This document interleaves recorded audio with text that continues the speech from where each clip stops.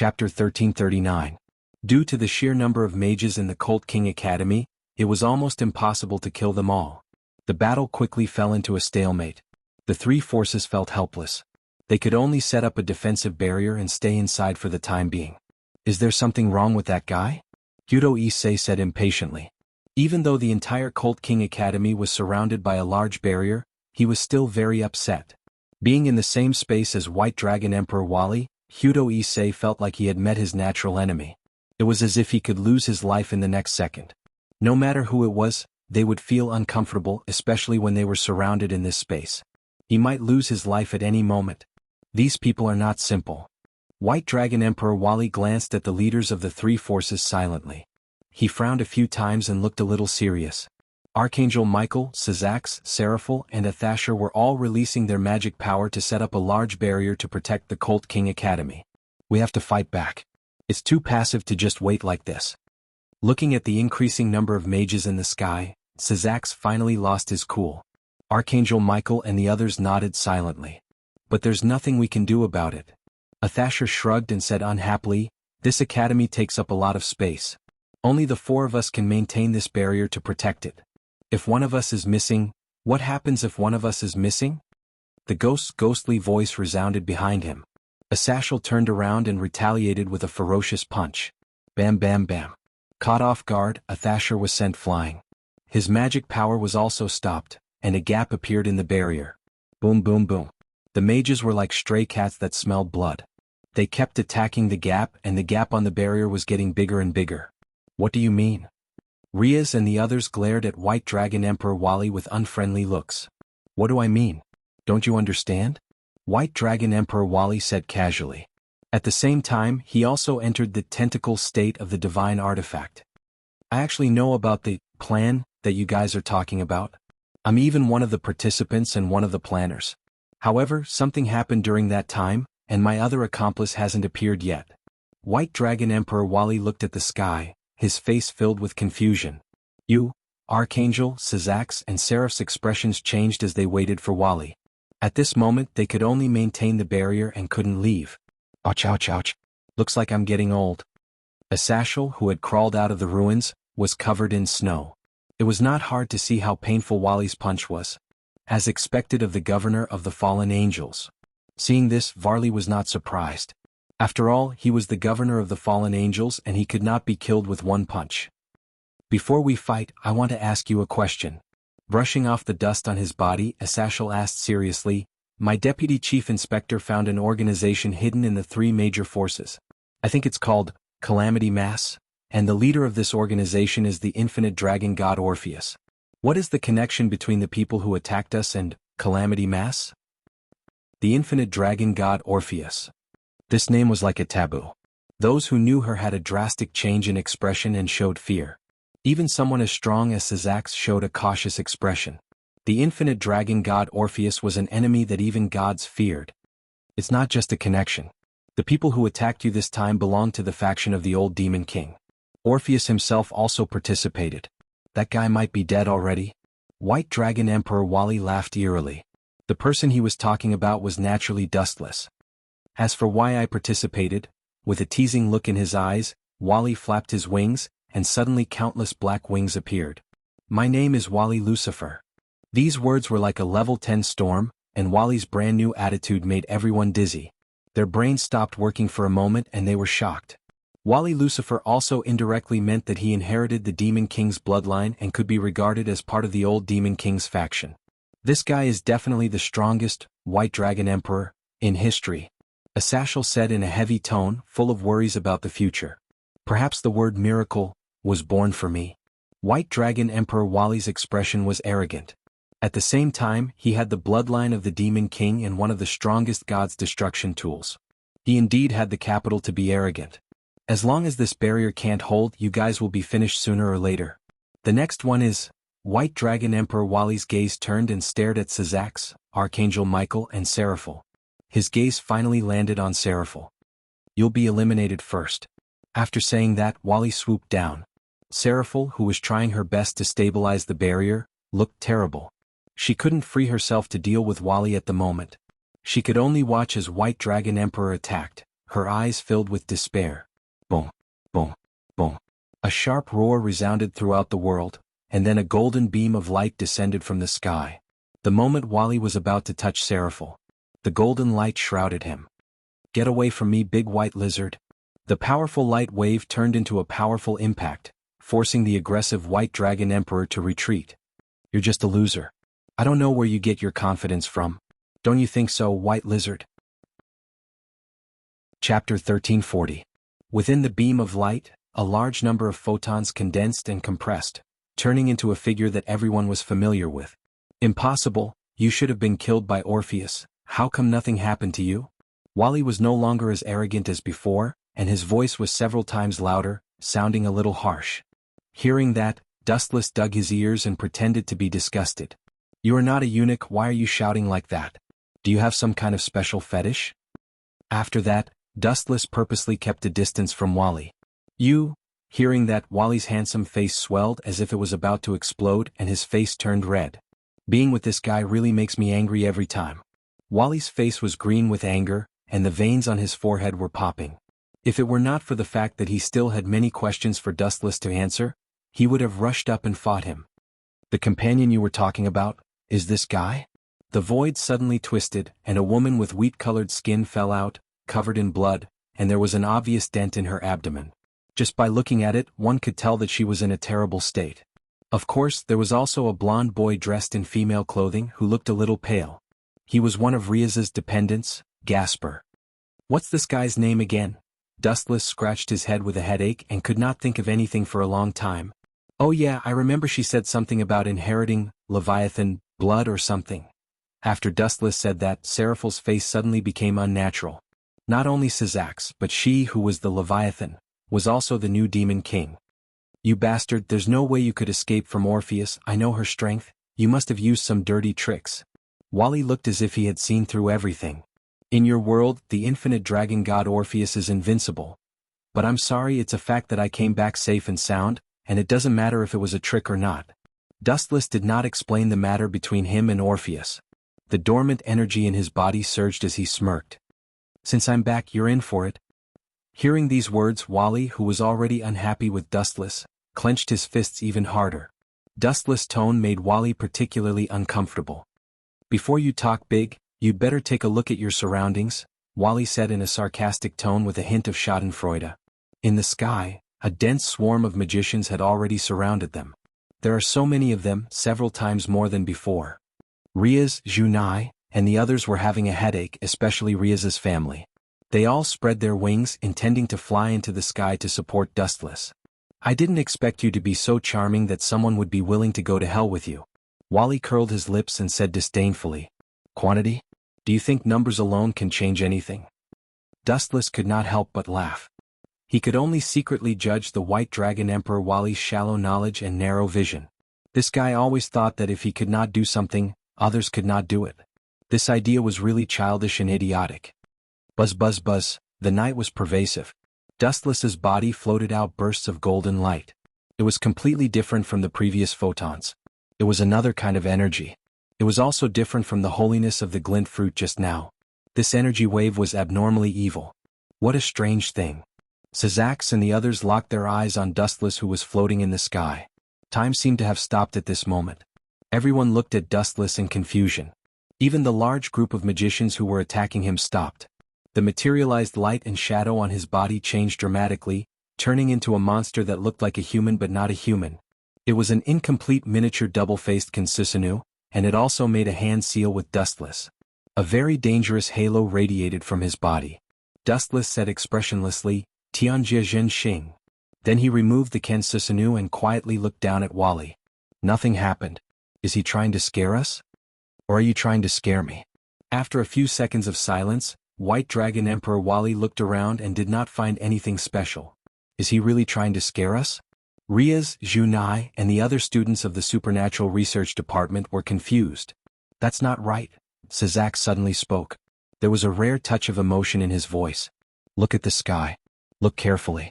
Look with your heart. Because it was night, Riaz and the others did not notice the slowly falling meteor, but Xianxia and the others clearly saw it. Riaz and the others looked at the sky. The White Dragon Emperor himself was no exception. "Oh my god," Asashel stood up excitedly. His eyes were bloodshot, and his heart was beating violently. It seemed like his H*PS were about to jump out.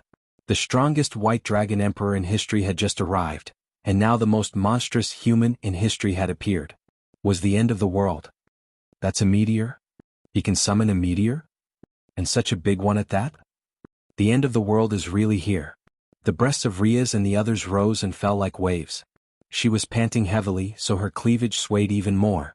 That heavy ball of flesh was about to burst out of her clothes. That was not a meteor, it was a natural disaster sent down by the wrath of some god. "A bunch of idiots, what are you standing there for? Do you all want to die? Shoot him down." Wally yelled when he saw that the magicians were collectively petrified and did not move. His heart was cold and desperate. If he was hit by that thing, forget about defeating the Great Red, his future would only be a dead end to hell. Chapter 1341. What kind of person could summon meteorites to destroy living beings? Demons could not do it, fallen angels could not do it, and the same went for angels. Mere humans could not do it, and even some people who claimed to be gods could do it. As expected of the person I value. His potential is indeed unlimited. The elegant girl was sitting in the void. The corners of her mouth were slightly raised, and there was a faint smile on her face, which was a rare sight. This person was the infinite dragon god Orpheus. She was not in a hurry to leave. With the intention of understanding more about Dustless, Orpheus quietly looked at the distant horizon. She was about 10 kilometers away from the center of the battle between Dustless and the others. However, what shocked Orpheus was that even though she was so far away, the falling meteorites still included her in the attack range. As a result, Orpheus had no choice but to retreat again. What a mysterious person. There doesn't seem to be such a person in this world. Ever since Dustless left, Orpheus began to think about Dustless's background. After all, this guy was unreliable. It refreshed Orpheus' belief that the Great Red was the best in the world. "I'm really looking forward to what kind of sparks will be created between you and the Great Red." After taking a deep look at Dustless, Orpheus finally disappeared into the dark night sky. Boom, boom, boom. Realizing the existence of the meteorites, the magicians worked hard to bombard them. Thousands of energy gathered together and blasted on the meteorites. Ka. However, the effect was not complementary. Only a small number of meteorite fragments fell off. It was no different from a fool's dream to destroy the entire meteorite. Feel despair. His eyes were emotionless. Dustless instantly transformed into the Grim Reaper. The meteorite above his head was the sharp side that slaughtered all living beings. "No, I can't just sit here and wait for death. My dream has not been realized yet. I can't be buried in this godforsaken place." White Dragon Emperor Wally's eyes flashed with madness. His body exuded an abnormal energy wave. I, awakened as the second heavenly dragon, deprived of everything, the body envies the infinite, the heart seeks dreams. I, the overbearing white dragon, invite thou to enter the limits of stainless. After a series of incantations, Wally's posture also changed dramatically. His body became larger and his magic power increased sharply. Before, he was only a human wearing armor. Now there were 2 traces of a dragon's aura. Ao. Dragon roars resounded through the sky. White Dragon Emperor Wally's new stance stunned everyone. "What's that? This feeling is really unpleasant." Issei was sweating profusely. The stronger White Dragon King Wally was, the more uncomfortable he felt. It wasn't that he was jealous of Wally. It was just that the stronger White Dragon King Wally was, the more pressure he felt. That guy is really a genius. He can use Tyrant Dragon mode so quickly. Sashel was right. Wally Lucifer is indeed the strongest White Dragon Emperor in history. The Red Dragon Emperor said with a hint of envy in his tone. His old rival's host was so powerful and the second one was his host. Regarding this, D-Leg could only chuckle. In this state, he has godlike strength. Drake said softly. Gulp. Godlike strength. Are you sure? Issei asked excitedly. His eyes were burning with flames as if he could see himself becoming a god one day and flirting with all the girls in the world. Of course, as long as you work hard, you can also enter that mode, Drake said with certainty. After entering Tyrannosaurus mode, not only will you have godlike strength, you can also. Drake said in an extremely confident tone. Boom, boom, boom. The sudden commotion interrupted Drake's speech. Destructive light beams covered Wally, who was in Tyrant Dragon mode, and fell mercilessly. Crack, crack, crack. A crisp sound came from the tyrant dragon's indestructible defense. What's going on? Didn't they say that tyrant dragon mode has godlike strength? Hyodo Issei rubbed his eyes and asked. When he looked closer, he saw Wally's head being stepped on by Dustless.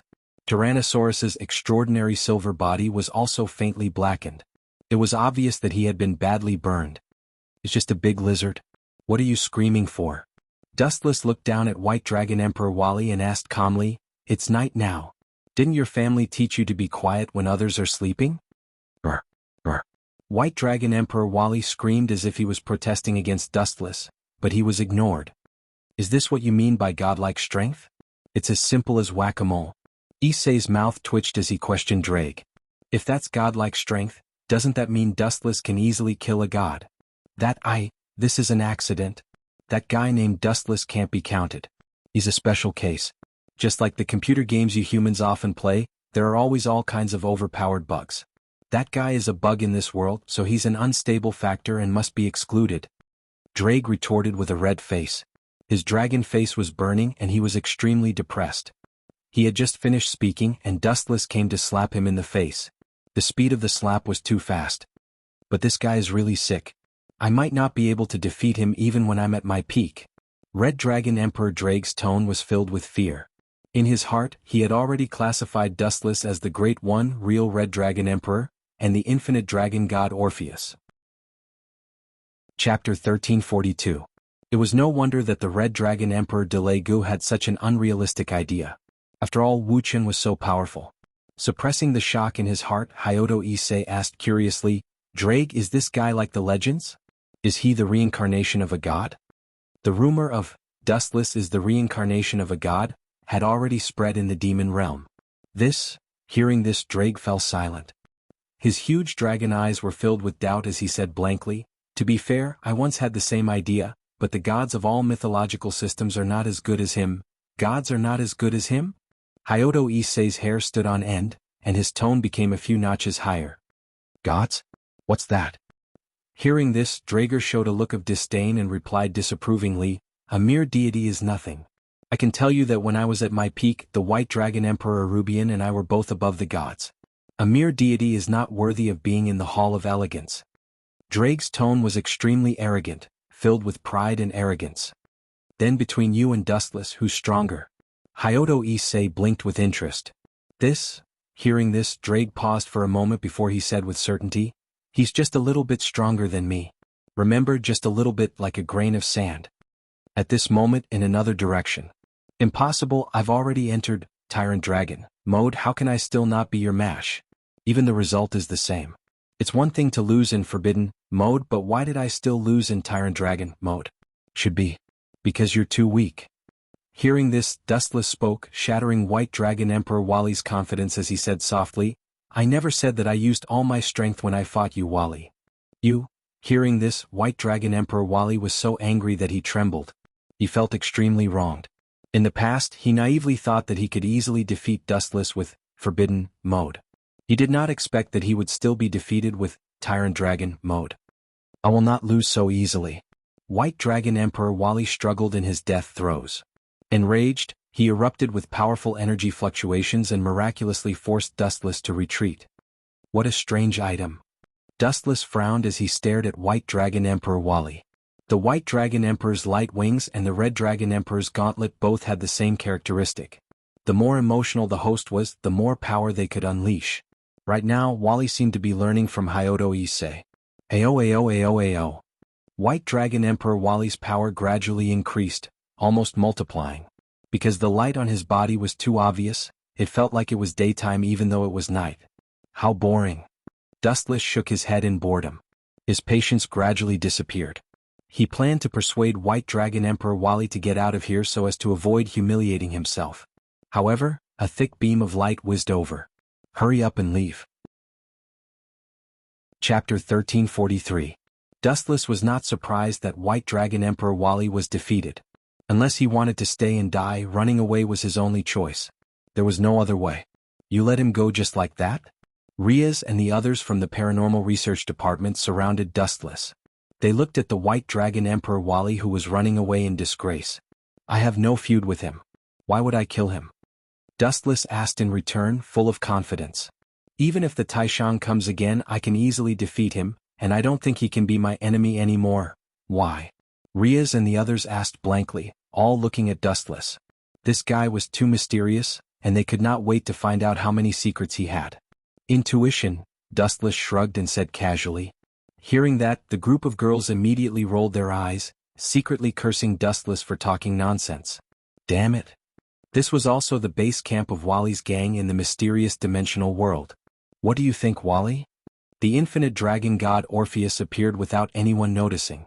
Her beautiful eyes stared at the battered and injured Wally, and a strange look flashed across her eyes. You came at the right time.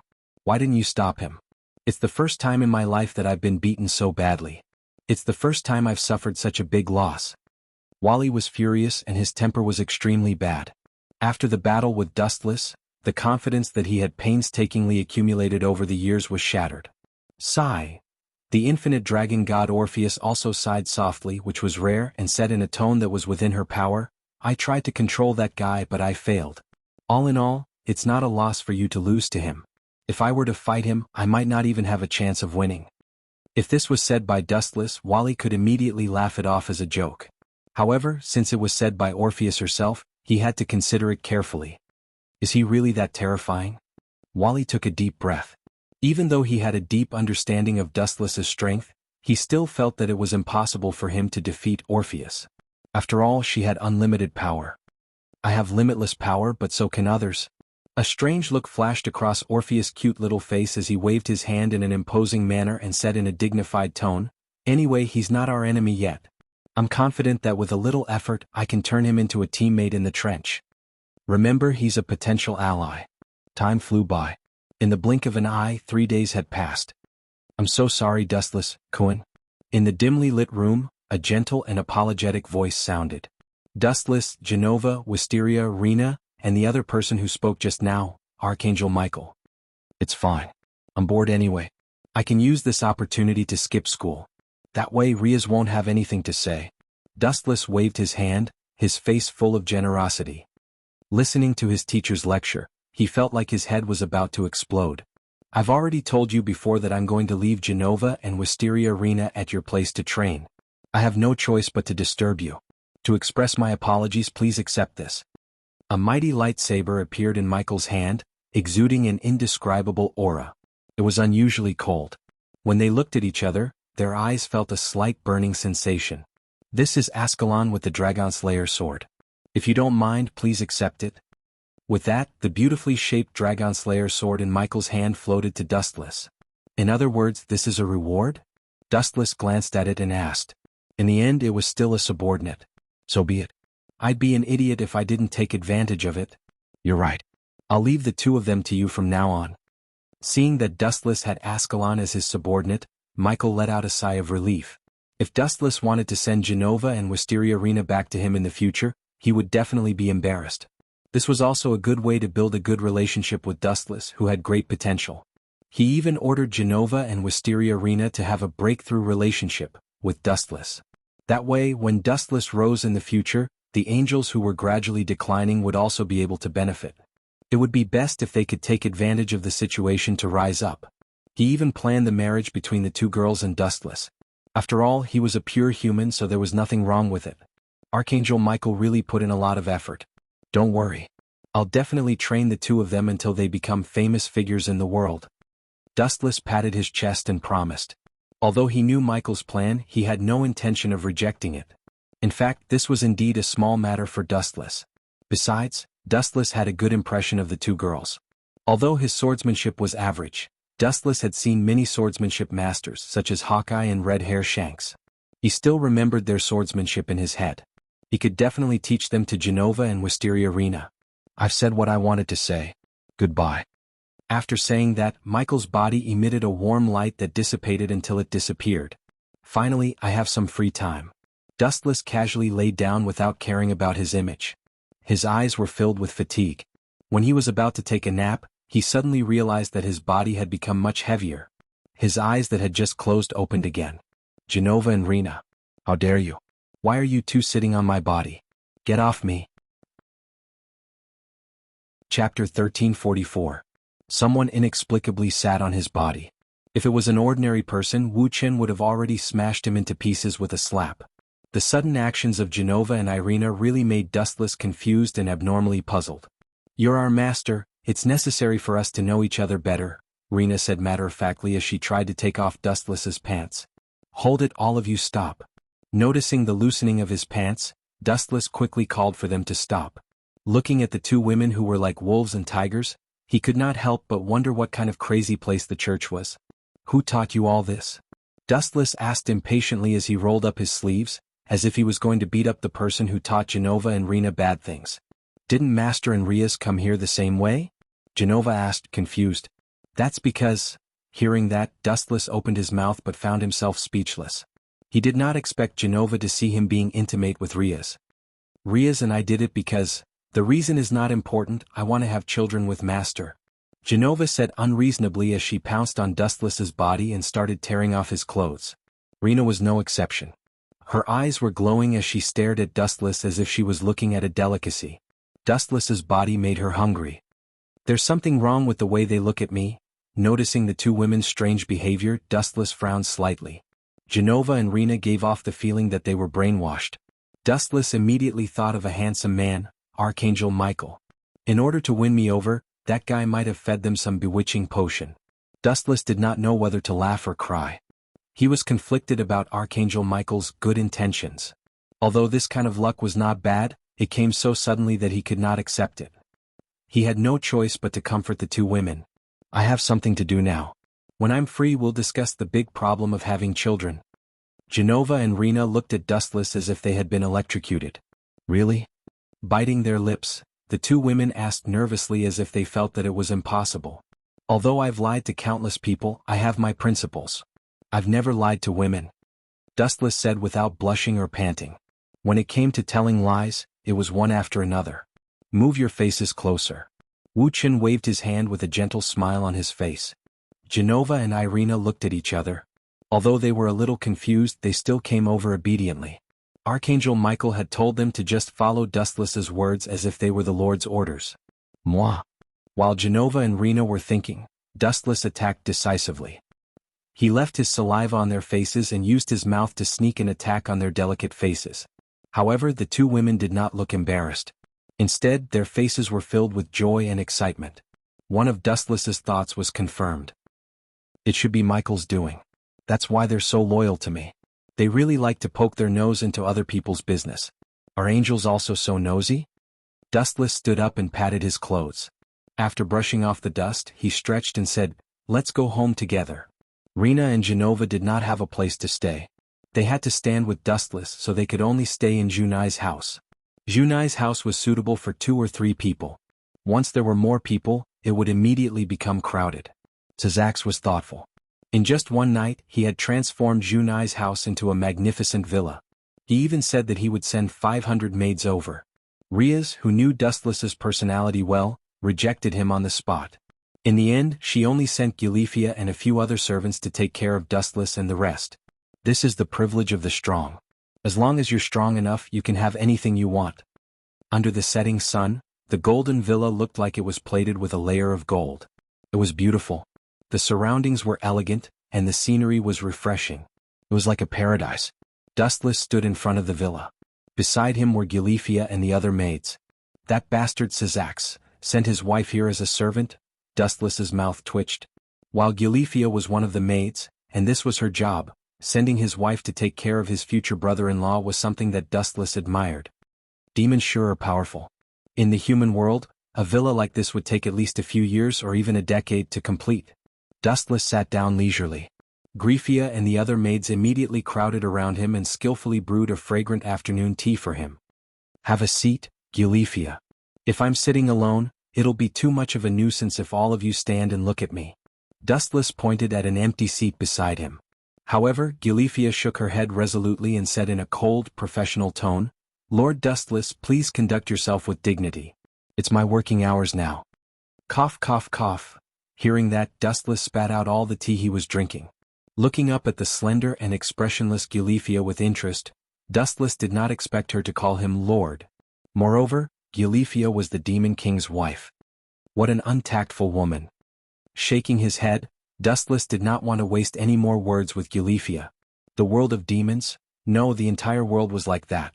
There was a saying that could be used to describe it: when a man gets to the top, even his chickens and dogs get to the top. Chapter 1345. Now that Gulifia was calling Dustless Lord, it meant that she acknowledged his strength and status. It was necessary for a strong person to be respected and treated with the highest respect. Although Dustless found it strange that his wife was sent as a maid, perhaps it was normal in the eyes of the locals. Perhaps this was a sign of trust and respect for Dustless. Gulifia. Dustless suddenly spoke after taking a sip of tea. Gulifia's dark eyebrows were knitted together, and her jade-like face was filled with confusion. Is there something wrong? Lord Dustless. Of course there's something wrong. Hurry up and get rid of the word Lord, Dustless said with a straight face. Thinking back to what happened in the past, he started to hate this word. Anyone who called him Lord was either a traitor or someone who was plotting against him. Call me young master, I like it, Dustless said with a smile, but Gulifia didn't understand what he meant. Understood, young master Wuxian. Gulifia opened her mouth and replied softly. What a cold attitude, no different from a zombie. Shaking his head in boredom, Wuxian drank up the black tea. Then he rested his head on his arms and closed his eyes to take a nap. Gulifia didn't say anything and stood beside Dustless like a spear, like a female knight temporarily protecting Dustless's safety. Even if she knew it was unnecessary, she still did her job. Huff. Huff. His even breathing was very peaceful. Gulifia subconsciously turned her head, and saw Dustless's lazy posture with an infatuated smile on his face. He looked very satisfied and content. Perhaps this guy only shows his normal appearance when he's sleeping, Gulifia muttered to herself. Gulifia murmured in her heart. Normally Dustless gave off a terrifying and evil vibe, but now he was at peace. Junai's house, or rather a newly built mansion. The members of the Supernatural Research Department were all gathered, including the Gonko Berserk fiend, Teng Yicheng, and the cross-dressing young man Dustless saved a few days ago, Gasper. Training in the underworld? Dustless was speechless at Riaz's sudden announcement. Training was too boring and unnecessary for him. Of course, everyone must improve their strength. The Supernatural Research Department is a team, we can't rely on one person. Riaz glanced coquettishly at Dustless and said with a righteous tone. Hearing that, Dustless could only shrug helplessly. He actually agreed with Riaz's idea. His gaze swept across Junai, Kitten, Aisha, and the others, as well as Genova and Wisteria Irina. They definitely needed to improve their strength. Then let's go to the demonic realm. Dustless thought of Riaz's mother, Venelana's voluptuous body, and his calm mind was instantly shaken. Ever since he gave her a Logia devil fruit, Venelana listened to everything Dustless said and worshipped him like a god. She would never refuse Dustless's orders. Please wait for a moment, I'll go make some preparations. Seeing that Dustless and the rest had agreed, Gulifia began to prepare the items for their journey. On the way to the underworld, Dustless stared blankly at the scenery outside in a luxurious carriage exclusive to the Gimli family. Gulifia stood beside Dustless like a guardian deity. Don't always follow me, Gulifia. I have nothing to do now, so go rest. Dustless waved his hand impatiently. At first it felt good to be protected by Gulifia, but as time went on, Dustless could not accept it. She even followed Dustless to the point where she peed and peed. This is my responsibility, please don't make things difficult for me. Gulifia opened her mouth and indirectly rejected Dustless. This trip to the underworld is not just for training, right? I believe there are other issues. After a while, Dustless suddenly asked Gulifia. Gulifia frowned and remembered that Dustless was no longer the same as before. She gritted her teeth and said, This time, 3 factions have gathered in the underworld, and they have also invited the main god of the Norse mythology, Odin. At this point, Gulifia paused. Her meaning was self-evident. In order to deal with the threat of the Calamity Cluster, the demons, fallen angels, and angels had set their sights on the other factions. The Norse mythology was one of them. They're just looking for some random people to use as cover. Dustless curled his lips and said disdainfully. At the same time he vaguely understood Sizax's purpose. He said proudly, apart from training, Sizax also wants me, your brother-in-law, to come and hold the fort, right? Gulifia was silent for a while before nodding. This time they were indeed using Dustless's power. After all, the main god of the Norse mythology had come this time. If they did not bring out some powerful characters, Sizax would feel embarrassed. Dustless was one of the best choices. Then you have to be careful. Don't fail miserably. Dustless reminded her in a friendly manner. He remembered that when Odin agreed to the alliance, an evil god called Loki came out to mess things up, causing a series of troubles later. Will someone come out to mess things up? Gilefia's gem-like clear eyes glowed with wisdom. She was also a smart person and understood Dustless's meaning after a short thought. Chapter 1346. Dustless nodded seriously. Not only did the evil god Loki come out to mess things up, but he was also inextricably linked to Calamity. Thank you for your kindness, young Master Dustless. I will definitely inform Lord Syzax. Gilefia bowed and thanked him seriously. Forget about the verbal thanks. I need physical comfort. How about this, when we get back to the Gimli family, you can help me take a bath. Dustless smirked and winked at Gilefia. He didn't stop until her face turned red from teasing. In your dreams? Gilefia said rudely. At the same time, she tried to find a trace of disappointment on Dustless's face. No reaction. This guy was just messing with me. Gilefia whispered. Dustless just looked at the scenery outside the train quietly. He didn't show any disappointment or sadness. Clearly he was just messing with Gilefia. On the contrary, Gilefia felt a sense of loss in her heart. Space distorted? Dustless was surprised. The world in his eyes changed drastically, as if he had fallen into a space-time tunnel. Dustless felt something unusual. He also vaguely saw the others in the supernatural research lab. Buzz. At this moment, the world in front of Dustless suddenly lit up with a huge white light. A cold aura swept over, and his feet stepped on the ground. What is this place? In an unfamiliar environment, Zhu Nai and the others exclaimed. Everyone's line of sight looked at Wu Qin at the same time. He had already become the deputy minister in name and in reality. It's probably a test made by some bored guy. Everyone relax. There's no need to be nervous. Dustless shrugged and said nonchalantly. Boom. At the same time, the mountain behind them shook violently. Then, it exploded under the powerful force. A crimson monster suddenly appeared. It had an extremely powerful aura and was covered in thick, hideous scales. What a huge lizard! Dustless exclaimed after seeing this huge monster. Brr.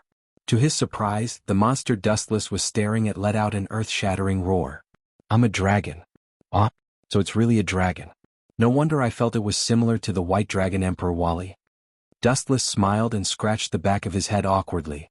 Everyone couldn't help but laugh when they heard that. The crimson dragon, on the other hand, was fuming with rage. He sincerely felt that he was being looked down upon by Wu Qin. Especially that contemptuous gaze. How was he looking at the great dragon race? Instead, he was looking at a weak lizard. It felt like its dignity was being trampled on. Boom.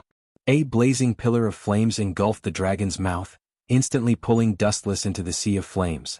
Dustless' figure disappeared. Brat, this is the consequence of offending and humiliating me. Looking at Dustless, who was burned to ashes, the dragon suddenly appeared and said. Then its huge eyes turned towards Zhu Nai and the others, revealing a look of devastation.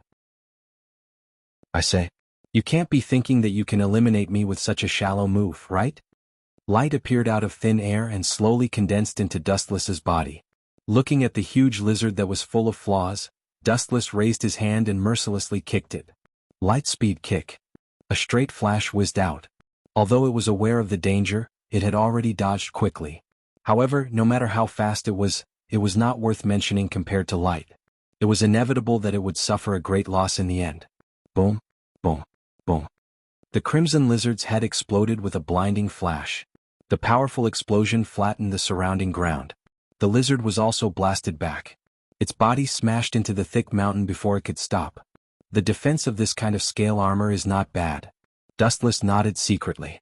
The lightspeed kick only caused a shock to him, but it did not really hurt the dragon. Although calling them the Dragon Clan is suspicious of them using their connections to intimidate others, they are indeed very capable to be called the strongest clan in the world. Being able to offset most of the power of the lightspeed kick, it could be seen that the dragon race was not ordinary. It was impossible for an ordinary person to break through those thick scales. What a powerful strength. If it was not for the problem of my body, I would have been hit by his attack. Even so, his pure strength is extraordinary. The crimson dragon's head was still burning with flames, but it was safe and sound. Just as Dustless had guessed, most of the attacks it received were blocked by the scales on the outer layer of its skin. However, the defense of the scales was not omnipotent.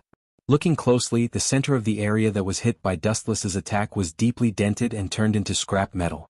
The next time it received the same attack, it would be beaten up. You are very strong. Remember my name. I am Demon Dragon Tanny, reincarnated from a demon.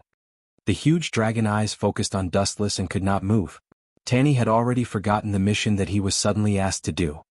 His eyes were like torches as he looked down at Dustless. His battle intent was overflowing. The minister is not here for the time being. Everyone work together and listen to my command. Xuanhuan showed the spirit of a deputy minister. 2 huge wings extended from his back and he flew into the sky. His phoenix eyes looked down at Demon Dragon Tanny fearlessly. What an eyesore, little demon girl. Demon Dragon Tanny said unhappily. Being looked down at by a weak person, he could not vent his anger.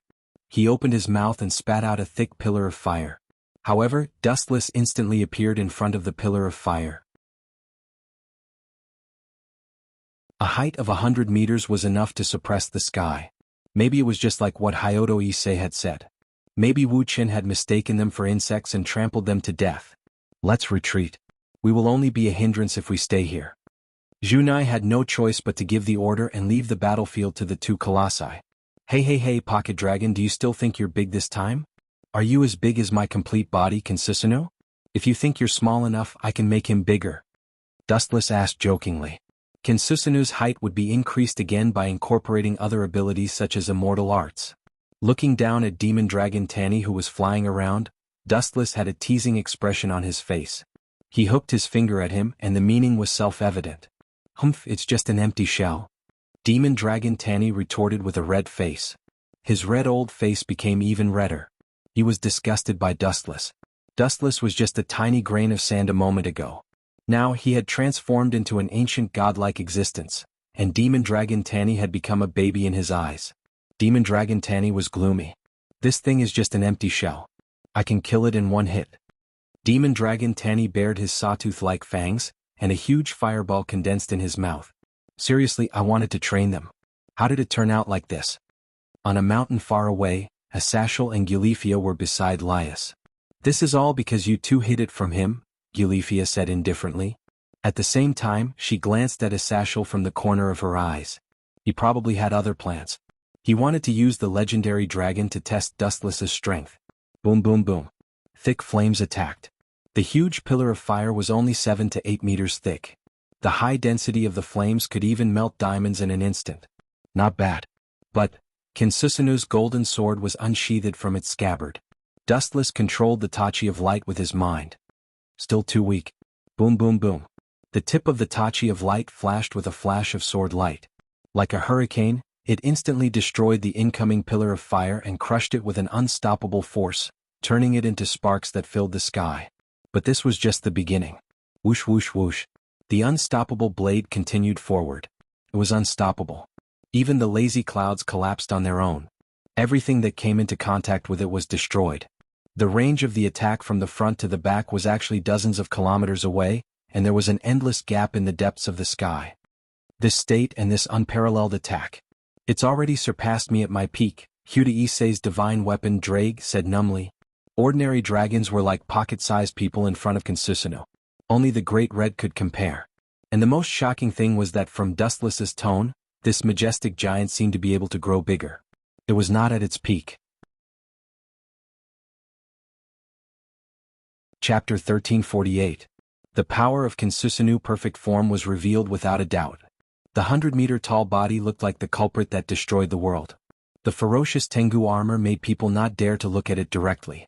Being glanced at by those eyes that were bigger than human eyes, they could not help but want to kneel down and submit. Gulp. So powerful, definitely more powerful than Drake. Demon Dragon Tanny choked in shock. Looking at the wound that was about to cut the world in half, he was sure that if he was struck, he would be split into several pieces like paper. Let's test him again. With a fierce glint in his eyes, Demon Dragon Tanny made a shocking move. He shot into the sky like a rocket and flew above Dustless perfect form Kinsusuno's head. After circling a few times, he decisively sneak-attacked perfect form Kinsusuno's back. A giant like you shouldn't be good at moving. As long as I attack your back, I think even if you have the power to destroy the world, you won't be able to do anything to me. The huge wings flapped, fanning out a violent hurricane. Demon King Danny fell like a meteor with a loud rumble. He opened his mouth and attacked Dustless's back. It seemed like he was planning to use his mouth full of fangs to crush perfect form Consisinu. It's a good idea, but it's really childish. Dustless turned his head and glanced at Demon Dragon Tanny, who was above him. He could see the excitement in his dragon eyes. Perhaps he had fallen into his dream of defeating him. Still not breaking? In the blink of an eye, Demon Dragon Tanny approached perfect form Consisinu's back. He used all his strength to bite perfect form Consisinu. Crack, crack, crack. A crisp cracking sound suddenly came. Everyone thought that Dustless perfect form Consisinu had collapsed. Looking at the source, the result was shocking. The fangs in Demon Dragon Tanny's mouth were all shattered like powder. Not bad. It's still too difficult to tear apart Consisinu's complete body. Let's stop here. Two thick arms suddenly appeared on the shoulders of the perfect form Consisinu. While the Demon Dragon Tanny was grimacing in pain, the arms grabbed the legendary dragon like catching a rabbit. Ao ao ao ao. Feeling that his neck was being grabbed by a giant hand, the demonic dragon Tanny struggled with all his might. He shook his body and opened his mouth wide to spray high-density flames onto the complete Consisinu. However, nothing happened. Cough cough. That he. Lord Dustless, please forgive me for offending you. Everyone thought that demonic dragon Tanny would fight Dustless until one of them died in battle. Who would have thought that this majestic and domineering dragon would actually apologize with a flattering smile? This made everyone's jaws drop, especially Ito Ichij, who thought to himself, where is this dragon's integrity? You're a legendary dragon, so you have to pay attention to your image. You're a dragon, so don't ruin your whole race. Dustless looked down at the smiling demonic dragon Tanny. His cold face flashed with some warmth, and the perfect form Consisinu loosened his grip and let him go. Rias, this boring farce should be over now. He turned his head and revealed half of his face. The power of the Tensigan was boundless, as if it could see through the world. Rias and Asashal, who were immersed in the darkness, also appeared in front of him. Cough cough, I'm sorry everyone. This sudden accident was actually a test from my brother. Rias said helplessly and said awkwardly, that dragon's name is Tanny. He was invited by my brother to train you all. Please don't mind. That was really a shock. Ito Ichij collapsed on the ground, and everyone felt that the mountain on their bodies disappeared. I don't mind, but I'm afraid that they can't take it. After all, a dragon is too much for them. Dustless shrugged and said indifferently. He did not organize Rias's training, although he felt that it was very boring.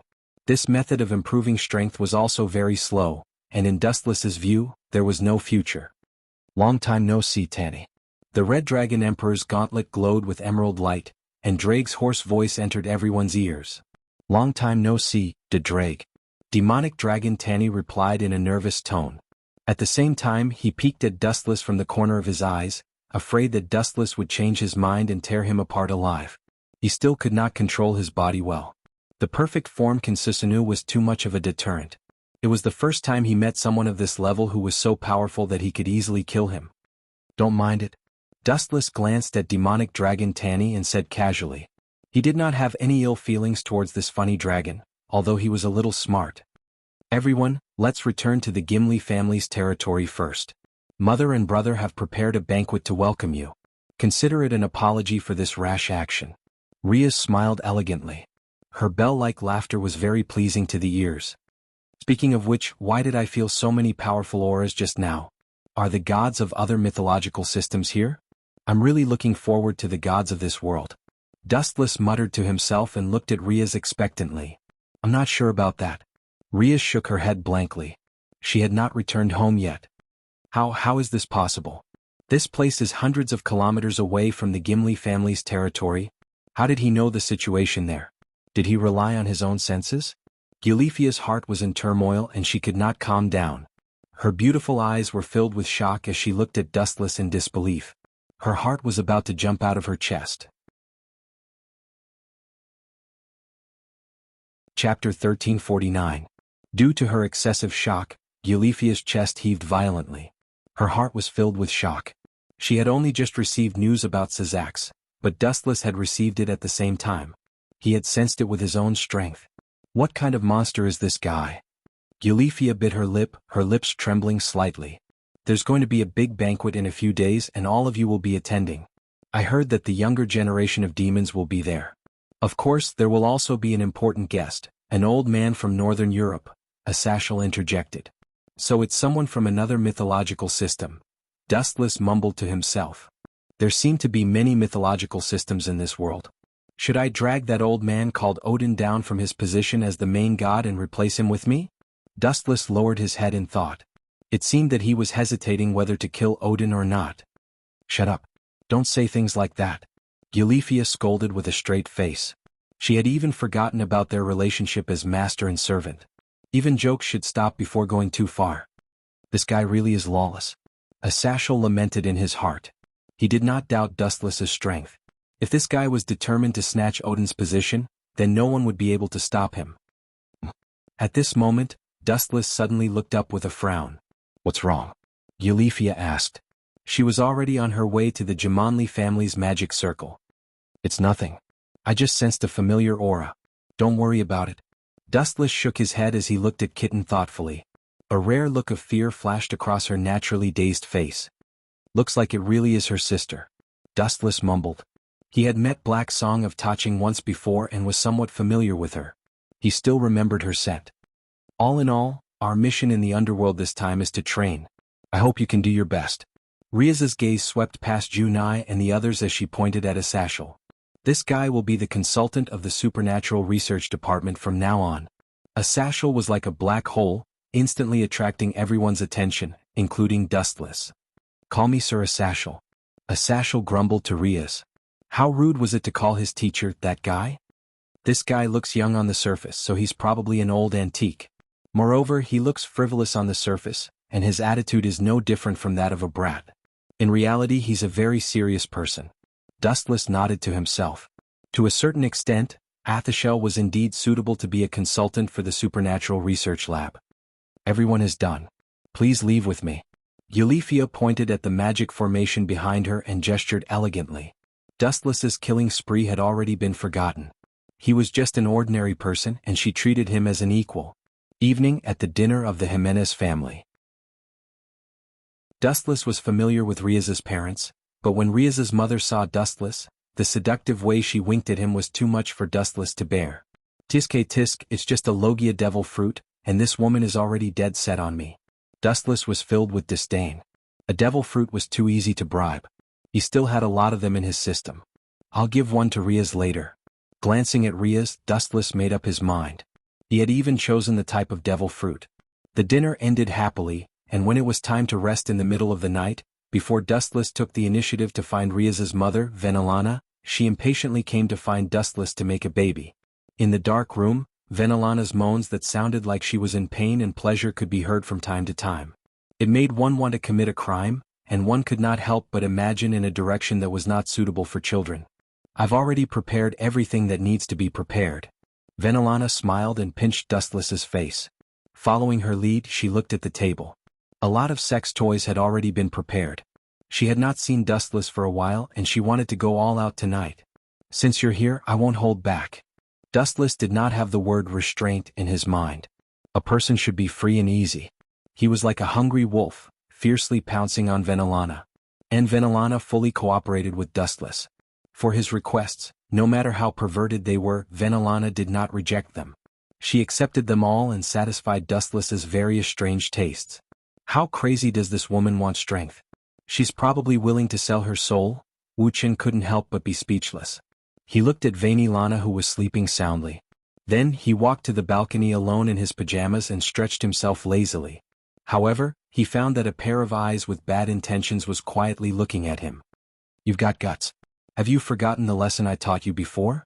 Now you dare to come to me. Don't think that I'm always in a good mood. Maybe when I'm not in a good mood, I'll kill you immediately. Dustless said coldly as he focused his gaze on the black shadow sitting on the balcony pillar. Dustless, with his excellent eyesight, saw the person clearly. It was a tall woman, dressed very skimpily, and her entire body was filled with fatal attraction. That's why I chose you to come here after doing that kind of thing just now. How about it? You're in a good mood now, aren't you? Chapter 1350. The devil in front of him was very surprised after hearing such a situation. Then he could clearly feel the green flames emitting from his body. At that moment he was in disbelief. He looked at Dustless and tried to guess the identity of this Dustless. However, Wuxian didn't answer the person in front of him. He didn't answer the question and dilemma in his heart. After Dustless dealt with this group of devils, he heard a devil who was watching from the sidelines say, "Don't worry, Dustless is going to be killed soon. This is only the first batch of demons. There will be other demons who will continue to find this place. This time we can help you deal with a portion of them. But next time we won't be able to help. We have received a clear order." Dustless nodded. He knew that the demons who gathered in the past few days were only the first to receive the news. Then they were also the first ones who couldn't hold themselves back and wanted to snatch the credit. The demons who killed him weren't that strong in terms of strength, and the stronger ones were probably still on their way here. When the time came, it would only get more and more troublesome and there would be more and more crises. When the time came, there might be a steady stream of demons appearing in front of him. But he felt that as long as he was mentally prepared, there wouldn't be too much of a problem, even though it was very likely that there would be too many powerful demons appearing. However, Dustless wasn't afraid at all. He said directly, "Don't worry, I can handle it. Go back and tell your master that when I grow up completely, it's about time for me to fulfill my mission. Tell your master to prepare in advance." Dustless's words were a little arrogant because it would be a bold situation to challenge the deity warden directly after growing up because the strength of the deity warden hadn't been accurately measured yet. Logically speaking, it should be done one at a time. After understanding the strength of the deity warden steadily, it would be more reliable to launch an attack. In this way there wouldn't be any accidents and it would be more reassuring.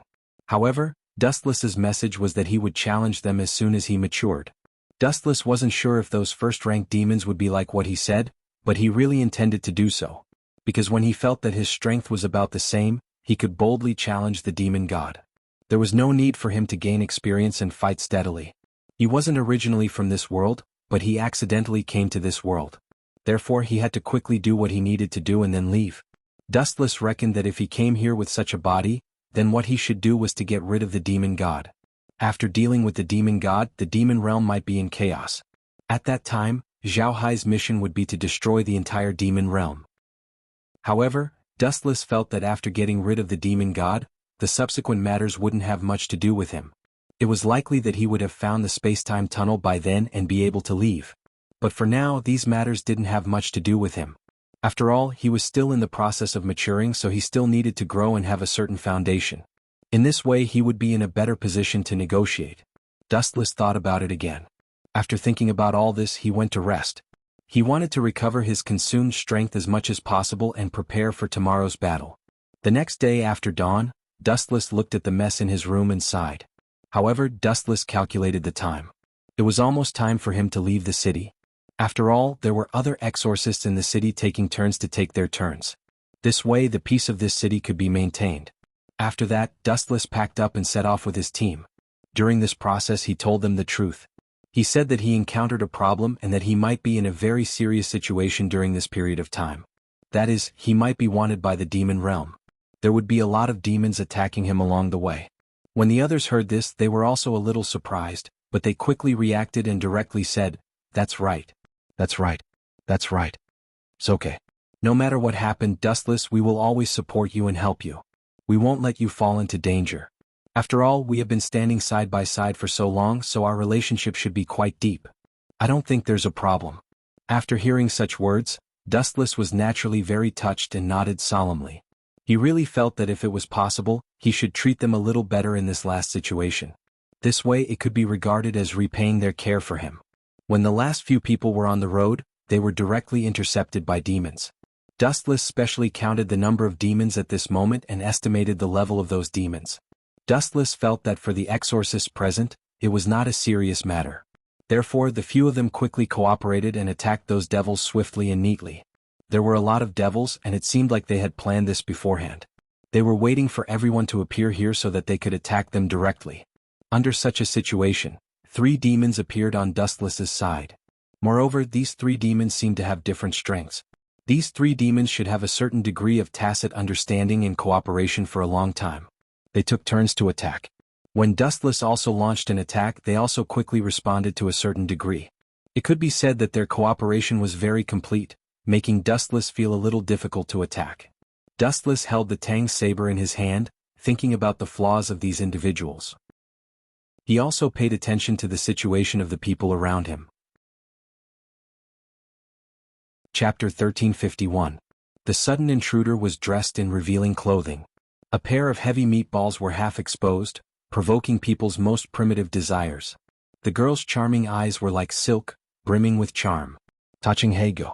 I advise you to give up on the unrealistic idea of taking away your sister. Dustless drank the red wine in the goblet in one gulp. He indifferently refused.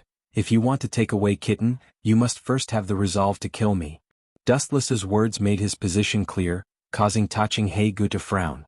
She is not related to you in any way. Why do you care so much about her? Taching Hago's beautiful eyes were overflowing with color. She really did not understand Dustless's scheme. She also did not think that Dustless was scheming about Kitten. This was completely nonsense. Kitten did not have anything that was worthy of Dustless's attention. She is my fiancé's family. Dustless's eyes were filled with color. His confidence was obviously lacking. In other words, we sisters have no hope of reuniting in this lifetime? Her eyes were covered with a faint layer of water. Taching Hago's eyes dimmed a lot, and her tone also carried a touch of desolation. Everyone's position is different. Some things cannot be changed. Dustless shrugged and said helplessly. However, his eyes were jumping with a sly look. Actually, if you sisters want to reunite, it is very simple. It all depends on your will. Dustless's words woke her up. Taching Hago was like a chick that fell into the water. She quickly grabbed onto Dustless's arm. Your little hand is so smooth. Taching Hago was stunned. She did not expect Dustless's hand to be as smooth as silk. His skin was unbelievably delicate. She could not help but rub it a few more times. This female wolf is really too much. Dustless's mouth twitched. It was always him who took advantage of others. When did he suffer a loss? A series of light laughter resounded in his ears. Taching Hago's eyes that could make one commit a crime caused one's nerves to be in a mess. She really is a demon. Dustless secretly nodded his head. Even though his heart was as calm as an ancient well, there were faint ripples in it. Ordinary people might have already lost themselves in the gentleness of Black Song in Pagoda City, leading a drunken life in the countryside. As long as we resolve our relationship as sisters, I will be yours from now on. Her fragrant sandalwood mouth gently opened, and Deshang Hage exhaled a fragrant scent. She, who was already extraordinarily charming, purposely revealed her mature figure, making people's blood boil. They couldn't help but want to agree to her conditions. Taking a glance at Vainilana, who was sleeping soundly, Taching Hage chuckled and said, I can do what she did with you too. Actually, it's very simple. You still have the initiative. Dustless was not tempted. He passed the ball to Deshang Hago, indicating for him to settle it himself. He just explained the method.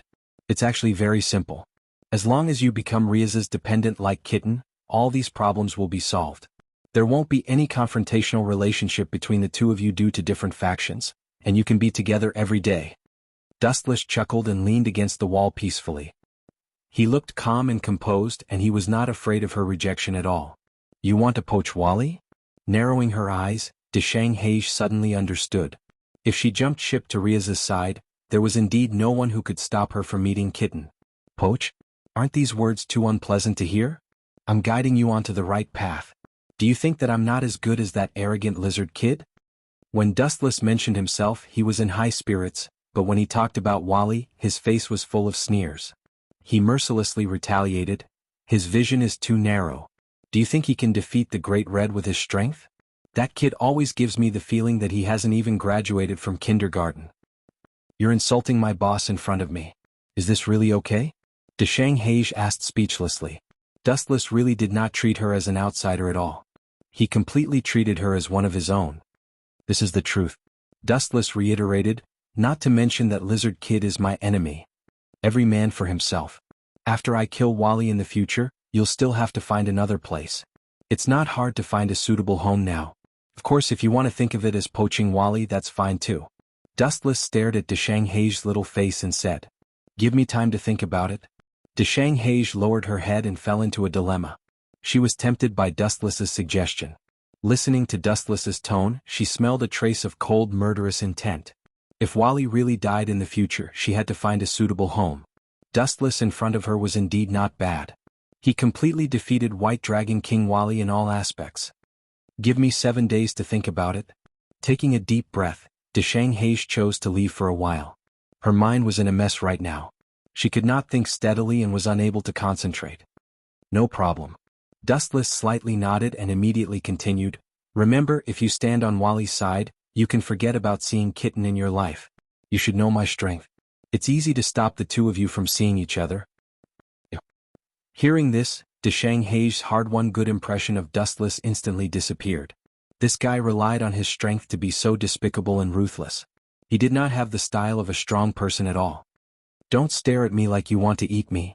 You should understand that this is the territory of the Gimli family. I can completely treat you as an enemy and take you as my own. You're still a virgin right now. You have to thank me for my kindness. Dustless proudly revealed an expression that said, you have to thank me. So shameless. xianxia was defeated and left. She was really afraid that Dustless would force her to stay.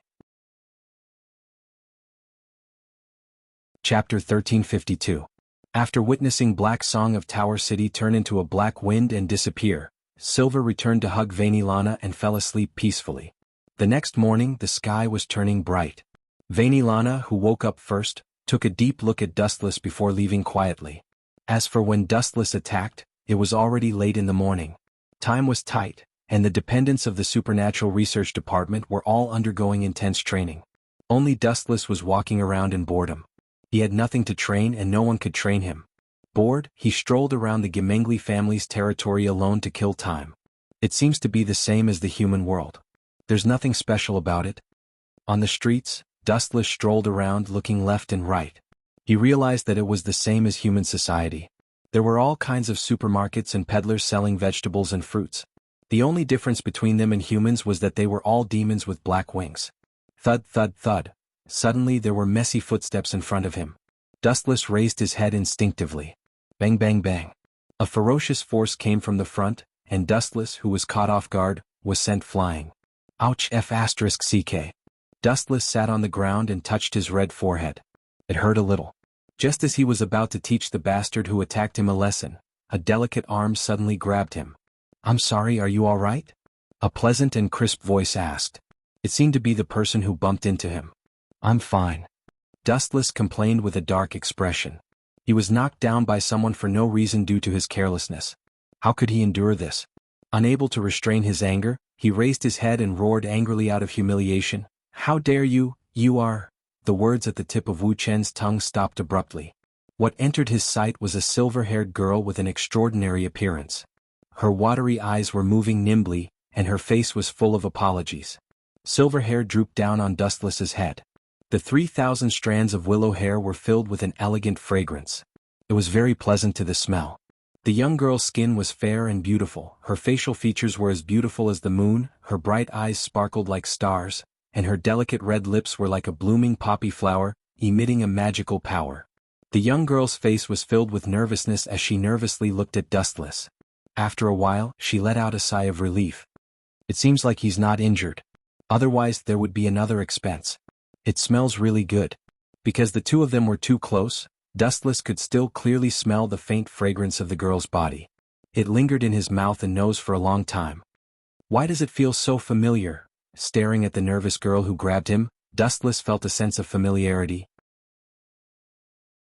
She was somewhat similar to a certain figure in his mind, so he asked tentatively, Latvias. The girl was obviously stunned. She looked at Dustless in surprise and asked, How do you know me? It really is her. Dustless's eyes flashed. He did not expect to meet this Valkyrie here. Latvias is Odin's bodyguard, which indirectly means that the main god called Odin is also here. Since he is so desperate to form an alliance, maybe there is a big problem with their mythological system. That god called Loki seems to be Odin's sworn enemy. Staring at Latvias' perfect face, Dustless guessed in his heart. Ahem. Latvias coughed twice, then blinked at Dustless and asked, Young man, have you seen an old man with white hair and a white beard? Old man? Yes. Without even thinking, Wu Che replied without hesitation, Are you talking about the old man who stares at women's buttocks? I saw him just now on this road. He is very wretched. Big sister, you have to stay away from him. Latvias' mouth twitched and her face turned red. She did not doubt Dustless's words, because their main god Odin's personality was so perverted. The gods of the Norse mythological system are going to faint from crying? Lothvias rubbed her temples tiredly and said speechlessly. Odin was also a headache. He was more like a lecherous old man than a main god. First, let me introduce myself. My name is Lothvias, please take care of me in the future. Lothvias' face bloomed with a gentle smile as she extended her hand and said very politely. Dustless nodded slightly and also extended his right arm to shake her hand. He smiled and said, My name is Dustless, the husband of the Gimli family. I'm very familiar with this place. Why don't I take you to that wretched old man? Wretched old man? Hearing this, Lothvias smiled with a lot of black lines hanging on her forehead. She did not know whether to laugh or cry. Dustless took the initiative to volunteer. Anyway, he was bored now, so it was better to find a beautiful woman to relieve his boredom. It was much better than facing a group of men. Gimli family? What does he have to do with magic Sazeks? Hearing this, Lothvias' eyes flashed and she guessed the identity of Dustless. Then she frowned slightly, feeling that the name Dustless was familiar. Sazeks' sister Rias, she is my future wife. Seeing through Lothvias' confusion, Dustless said his identity with a smile. You want to find that wretched old man? I'll take you there. Slightly closing his eyes, Dustless's observation hockey quietly spread, and he concentrated on searching for the traces of Odin. After a while, he opened his deep eyes with a confident look on his face. Apparently he noticed the existence of Odin. He simply took Lothvias' small hand. The latter's face suddenly turned red, and she gave up after struggling for a while.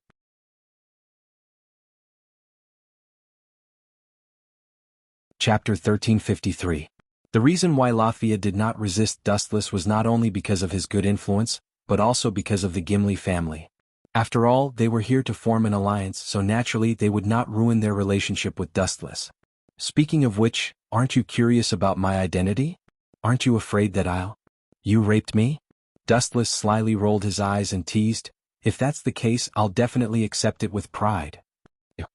Lothvia's white face instantly turned red, and her angry look was very cute and playful. Miss Lothvia, you should be the bodyguard of the Norse god Odin, right? The real purpose of coming to the underworld this time is to form an alliance with the fallen angels, the demons and the angels.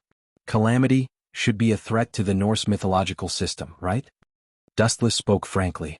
The existence of Calamity was a threat to the entire world. Lothvia's white chin lightly nodded, and then she could not help but ask curiously, Since you know my identity, you still dare to say that? What you said just now might ruin our relationship.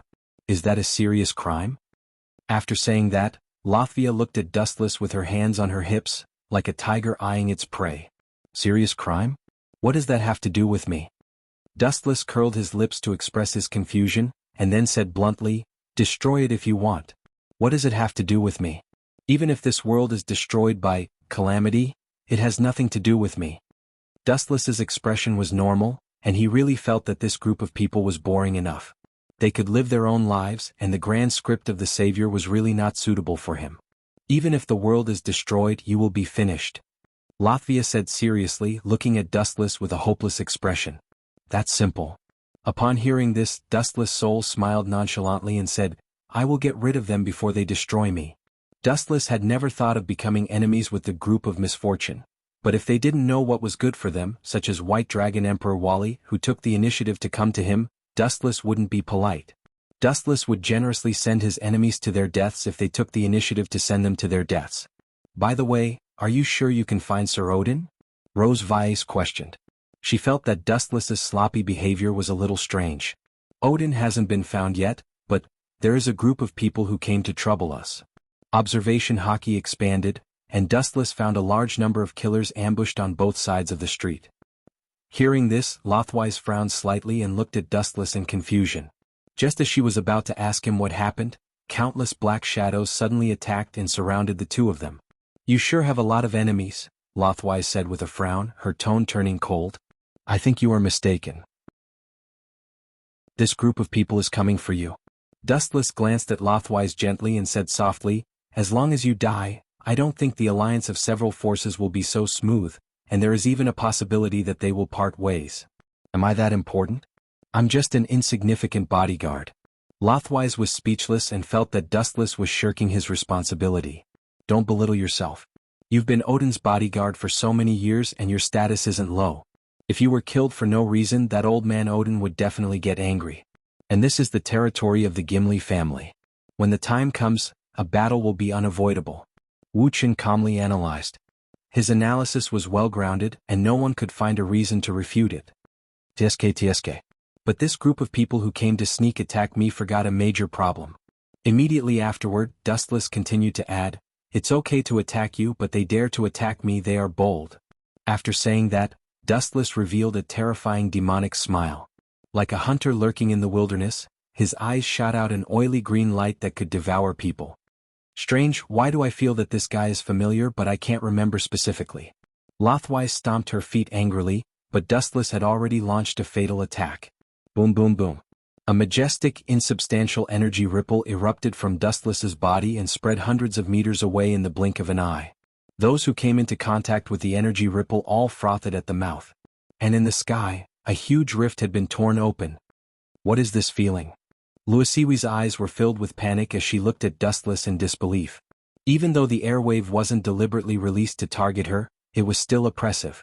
It was as though she had encountered her natural enemy, and her entire body was trembling slightly.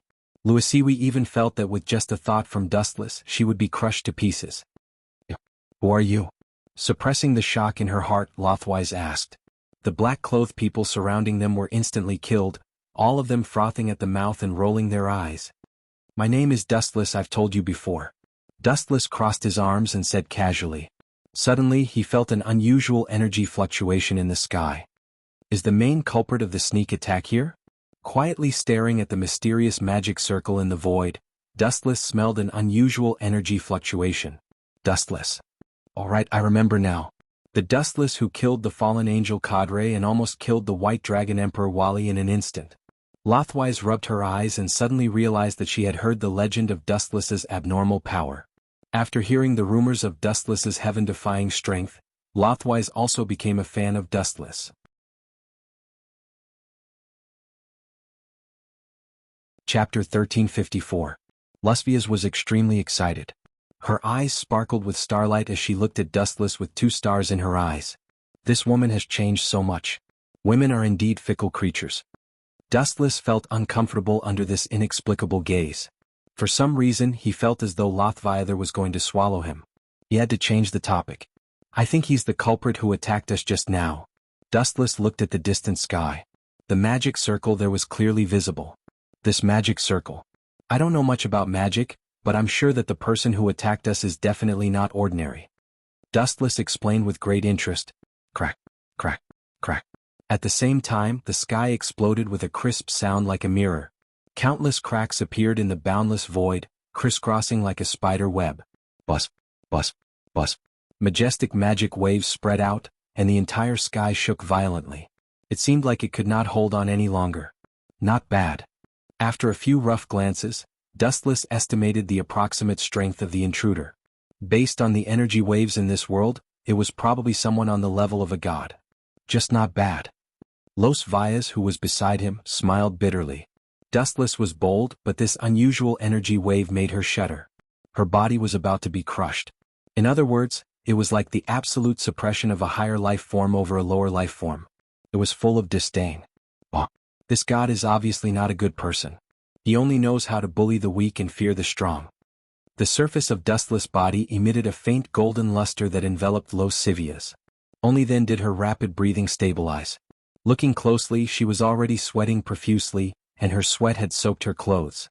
Due to the water, certain parts of Lasvia's body could be vaguely seen by the sharp-eyed Dustless. Gulp.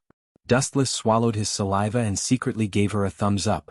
Rose Vay's figure was definitely top-notch. Sorry I've dragged you down. At the same time, she gazed deeply at the familiar magic array. She could already vaguely guess who it was that had arrived. Do you know that idiot god? He really has no taste. Noticing Lasvia's strange expression, Dustless's unrestrained words resounded throughout the world. Idiot, don't you know who that is? That's a god, a real god. The corner of Lothwise's mouth twitched. She quickly covered Dustless's mouth and pressed him into her arms. At the same time, she shouted at the magic circle in the sky, Lord Loki, this child is not sensible. Please forgive him. Bang bang bang. The horizon completely exploded. A rather handsome young man stood there with his hands behind his back. His expression was dark and wild, and in his eyes, everyone was like ants that couldn't even withstand a single blow. This guy, this annoying long outyin face is really annoying. Dustless's eyes flashed with anger.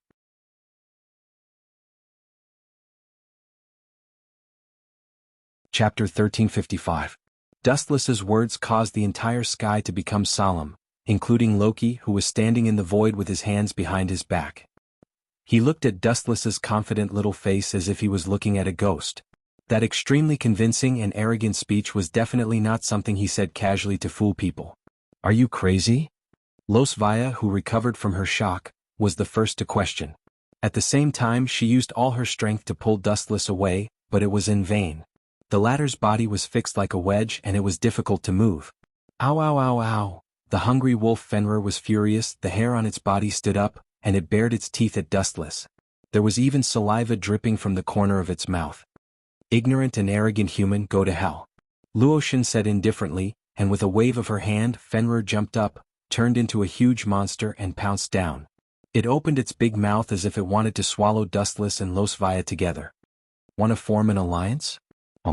Did I allow it? Loki sneered, his tone was filled with endless arrogance. Ow ow ow. Fenrir, who rushed over, was about to swallow Dustless and Losvaya into its mouth. I can't believe I'm going to die so inexplicably, damn it, I still don't have a boyfriend, God is really bad to me. Losvaya knelt on the ground in despair, and her pretty face lost its luster. No matter how I die, I can't be swallowed by a hungry wolf, no matter what his identity is. Dustless stood up and stretched, his face outlined a cold arc, when Fenrir's ferocious and smelly huge teeth were about to swallow him. A powerful attack from the dark clouds fell from the sky. Boom boom boom, Dustless's right eye changed dramatically, the eyeball was like a flower, mysterious and beautiful. In a hurry, Dustless did not hesitate to release the Tensigan. The repulsive force that was enough to shake the world rose from Dustless's palm into the sky. Boom boom boom boom boom, Fenrir was fatally injured. His huge body trembled violently, and then, under the shocked gazes of Loki and Losvaya, he was sent flying. Bang bang bang. The earth-shaking repulsive force sent Fenrir flying several hundred meters away. Gulp. A look of panic appeared on Loki's face and his eyes were filled with shock. Are you kidding me? You actually sent my baby flying? You even sent him flying so far away. Rocky roared abnormally. Due to excessive shock, his voice was incomparably sharp. It sounded extremely ear-piercing and made people's hair stand on end. Are you all right, Fenrir? Loki's face was dark. After being attacked so seriously, even he felt uncomfortable. Evil god Loki. Do you have time to worry about others? A large number of photons gathered behind Loki, and then a cold voice rushed into his earpiece. When he was about to open the defensive magic circle, it was already too late. A heavy kick came down from the sky. Lightspeed kick. The flashing foot mercilessly hit Loki's head. His mind suddenly trembled and his worldview seemed to have been kicked out. His mind was in a blur. Boom boom boom. Attacked by a powerful force, Loki's body fell to the ground. His body came into close contact with the ground, smashing out a shocking deep pit. His head was covered in blood as he lay in the pit. Am I dreaming? Lord Loki and Fenrir were instantly killed by that guy. Lasvia's mind was in a mess, and her pair of majestic jade rabbits were swaying back and forth.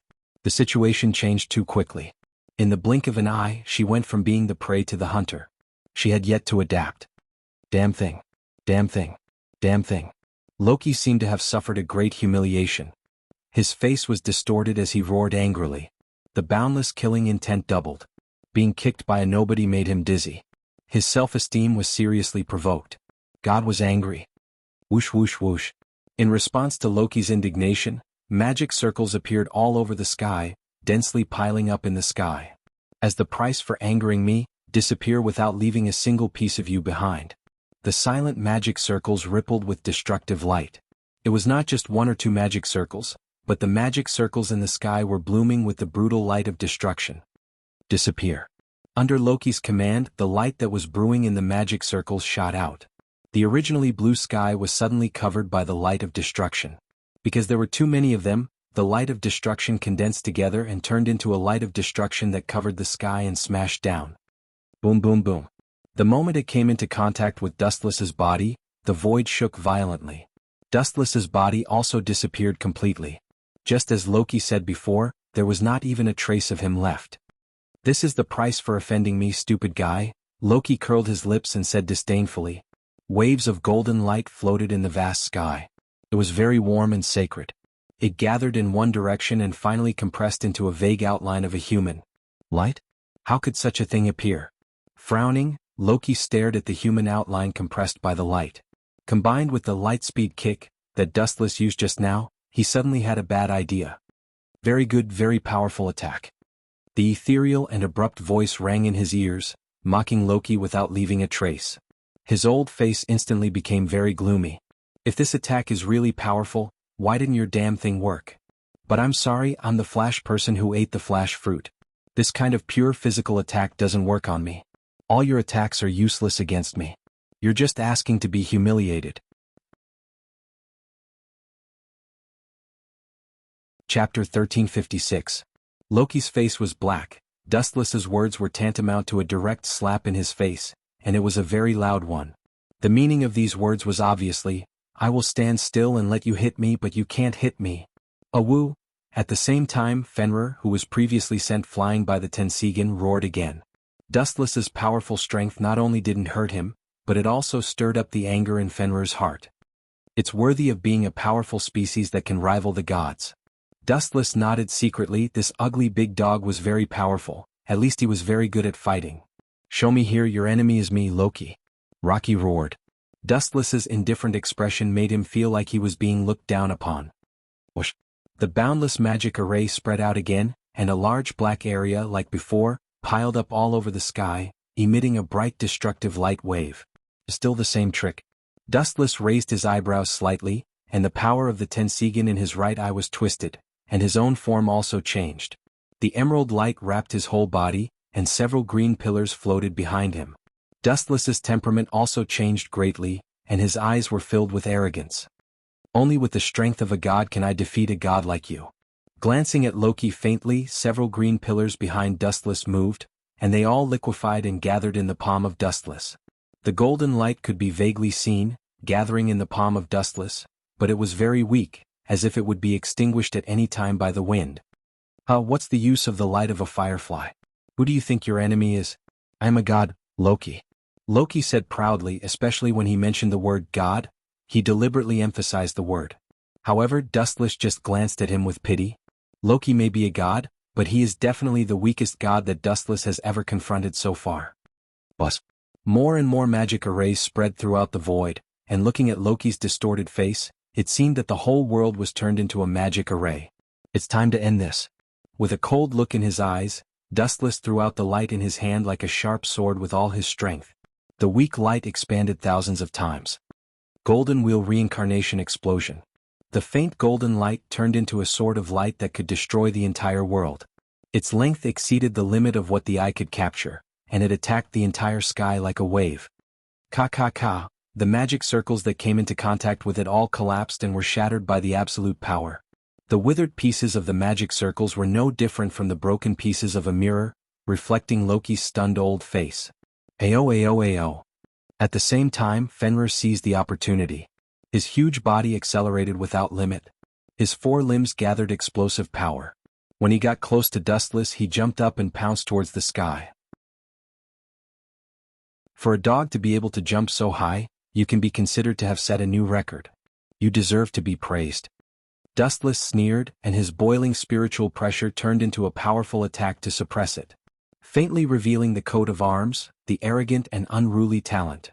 After chanting the ancient incantation at the fastest speed, the environment around Fenrir immediately changed. He was in the ropeway of the huge coffin. Ao. Inside the dead silent coffin, Fenrir screamed in panic, but no one paid attention to him. It was as if the whole world had abandoned him. Then Fenrir found that he was locked on by countless sharp points. Swoosh. Thousands of invisible blades shot out at the same time, attacking every cell in Fenrir's body. Pucci. Although Fenrir avoided some of the deadly invisible blades, there were too many of them. It was inevitable that he would be injured. Soon, his huge body was dripping with blood and his skin and flesh were exposed. His breath was also very weak. There were scars all over his body as if he had been cut by 1,000 blades. His white bones could still be seen. Bang bang bang. After a while the black coffin collapsed, and the half-dead Fenrir fell to the ground. He was only one step away from death. The scars all over his body made people think about how horrible Fenrir had been treated. Even though he had lost consciousness, Fenrir was still trembling in fear. "Ah, damn it. What did you do to my baby, you bastard? I want you to pay with your blood." Loki, who had lost control of his mind, roared. His eyes were about to burst. Go. So powerful. Lothwise, who was stunned, was horrified. She did not expect Dustless to be so strong. Loki and Fenrir were like rabbits that he could play with at will. Lord Odin's decision to form an alliance with the demons is too wise. At first, Lothwise still had doubts about the alliance. Now, according to Dustless's strength, it was a good deal. After all, he was the son-in-law of the Gimli family, and the Norse mythology system would definitely rise with him. "Do you want to be like him, Loki?" Dustless asked faintly. His light tone was weak, and it gave people the feeling that he was holding up the situation. However, no one dared to question him. After all, Fenrir was a lesson. It was fine if Dustless did not say it. Once he said it, Loki's heart ached. Fenrir was almost sent to hell by Dustless. If he turned a deaf ear to this hatred, he would not be able to survive in the future. He would probably be laughed at when he returned to Northern Europe. "I can't let it go like this. I'm a god. How can I lose to such an unknown brat?" Loki chose to continue his deathbed struggle. It was fine if he, a god, fell. After all, there was always someone better than him. However, he could not tolerate this person who made him fall. Chapter 1357. Losvia was extremely shocked. She felt as if her eyes were blurred, and her breasts were heaving up and down. If she was not mistaken, Dustless seemed to have used a casual move to kill this infamous wolf. Looking at his half-dead appearance, it was a question whether he could survive in the end. "Lord Loki, please don't be stubborn or you will also." Her gaze fell on Fenrir's head and Lothwise's squirming mouth suddenly stopped. If she hurt Loki's self-confidence as a god, it would be counterproductive. However, Loki only glanced at Lothwise and understood what she was trying to say. His expression was gloomy as if he had eaten 10 pounds of flies, and he roared in a low voice, "Are you trying to say that if I don't know what's good for me, I will end up like Fenrir?" This was naked mockery and slander. "You did well, I have never been as angry as I am today."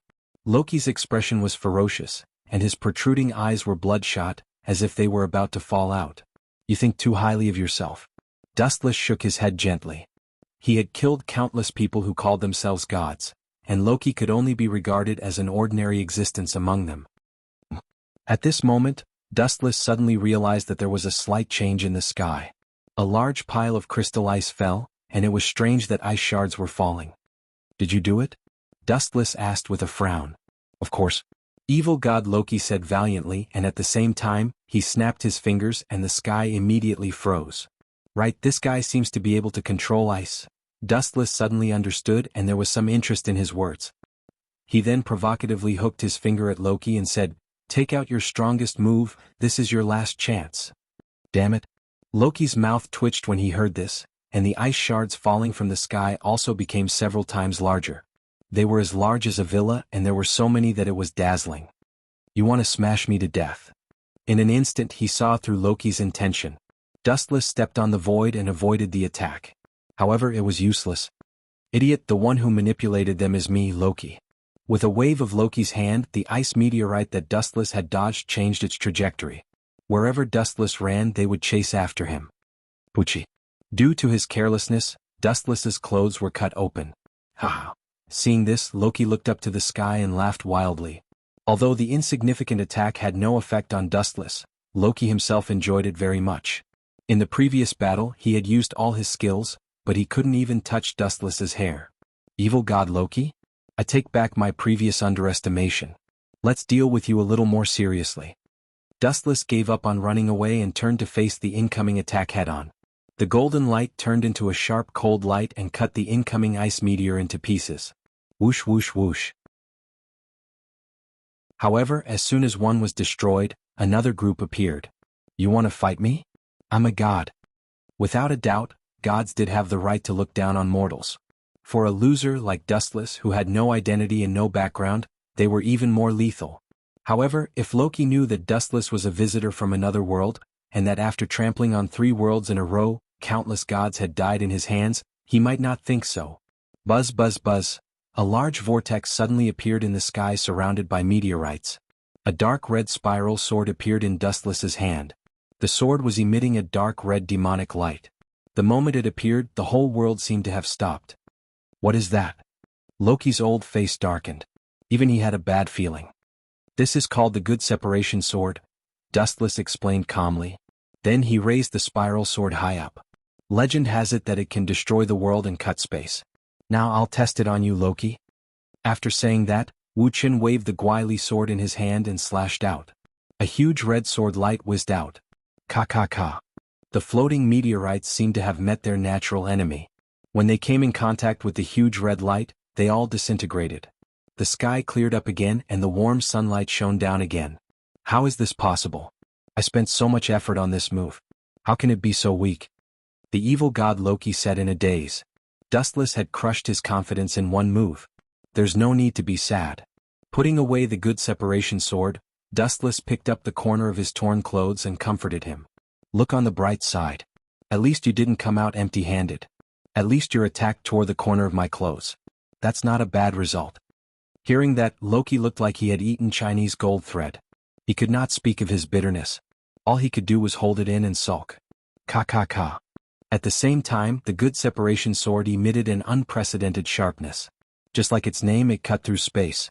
Wherever it went, it was as terrifying as a natural disaster. Something's not right. Dustless frowned as he stared at the spot where the Good Separation Sword had cut through. A strange look flashed across his face. The mysterious rainbow space clearly did not belong to the universe's abyss. It was fundamentally different and seemed to belong to a special zone. Although Dustless did not know what was good for him, he had an expert at this moment. That's a dimensional space? Are you kidding me? That weapon can really cut through space. Loki's eyes widened. He was so shocked that his jaw almost dislocated. Roar roar roar. At the same time, a loud dragon roar came from that space. It reverberated between heaven and earth, as if it came from ancient times. Could it be? A majestic crimson body suddenly appeared in his mind. Dustless could vaguely guess what kind of person it was. There was only one dragon in the dimensional crevice.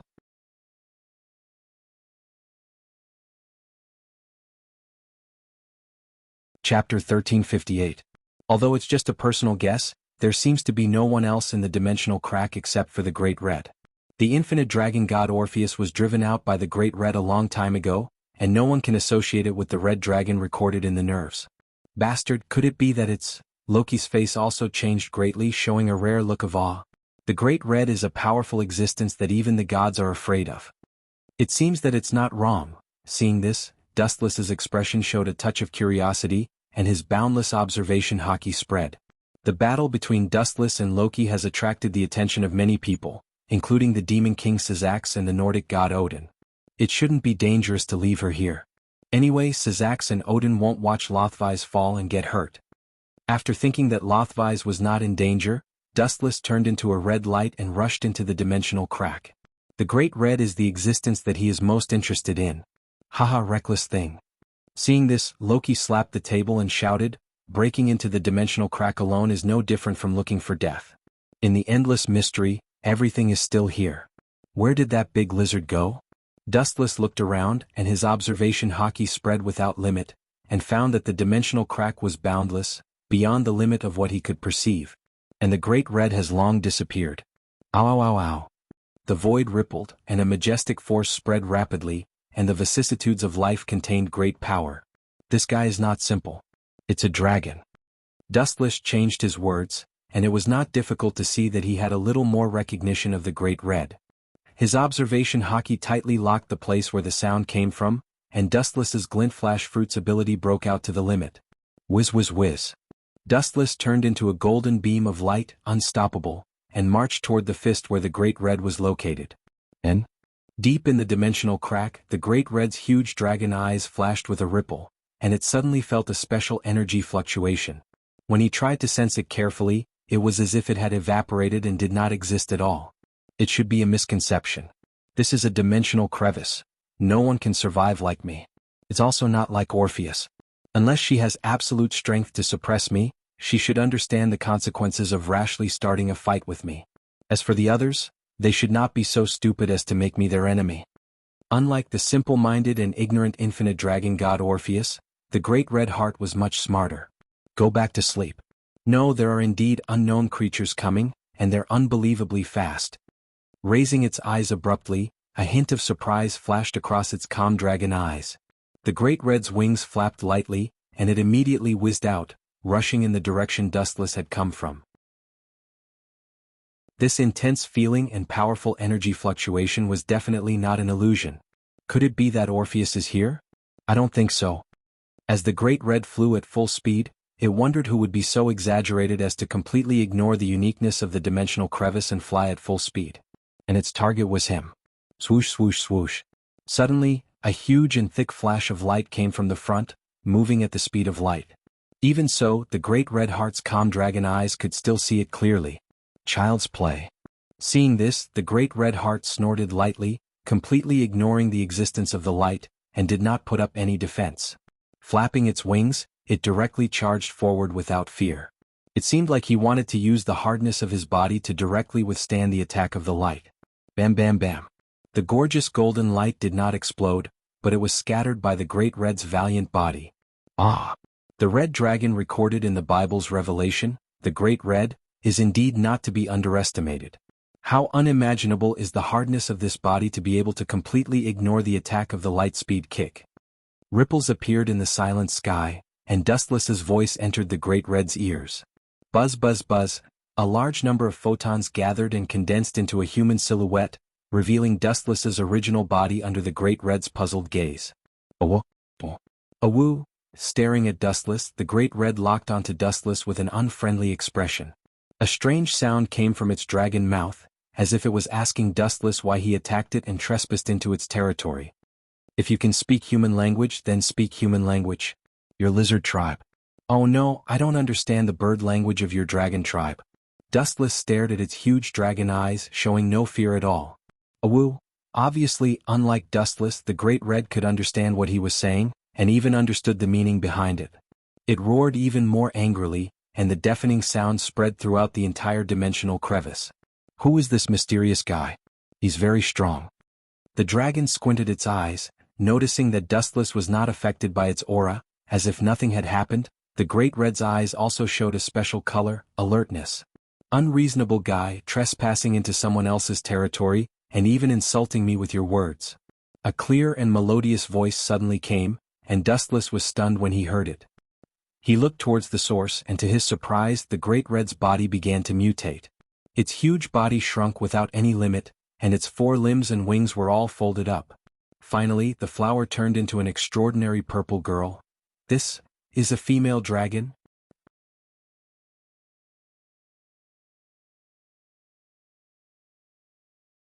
Dustless's body was once again scattered and dismembered. The pieces of his body exploded dozens of meters away. It's useless. I'm the Shining Man. You can kill me with your bare fists. I might have died a few hundred years ago.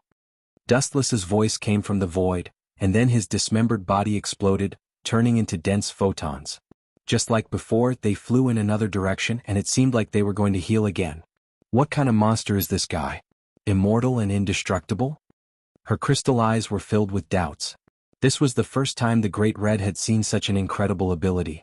What's your goal? The Great Red raised his fist and asked in a flat tone. Me? It's actually very simple. After being reunited, Dustless said seriously, I want to be a dragon knight. I just want to capture you and make you my mount. It's that simple. Capture me and make me your mount. The Great Red was obviously angered by these words and her body trembled. If you want to take advantage of me and ask for some benefits, I'll let it go. But your condition has exceeded the limit of my tolerance.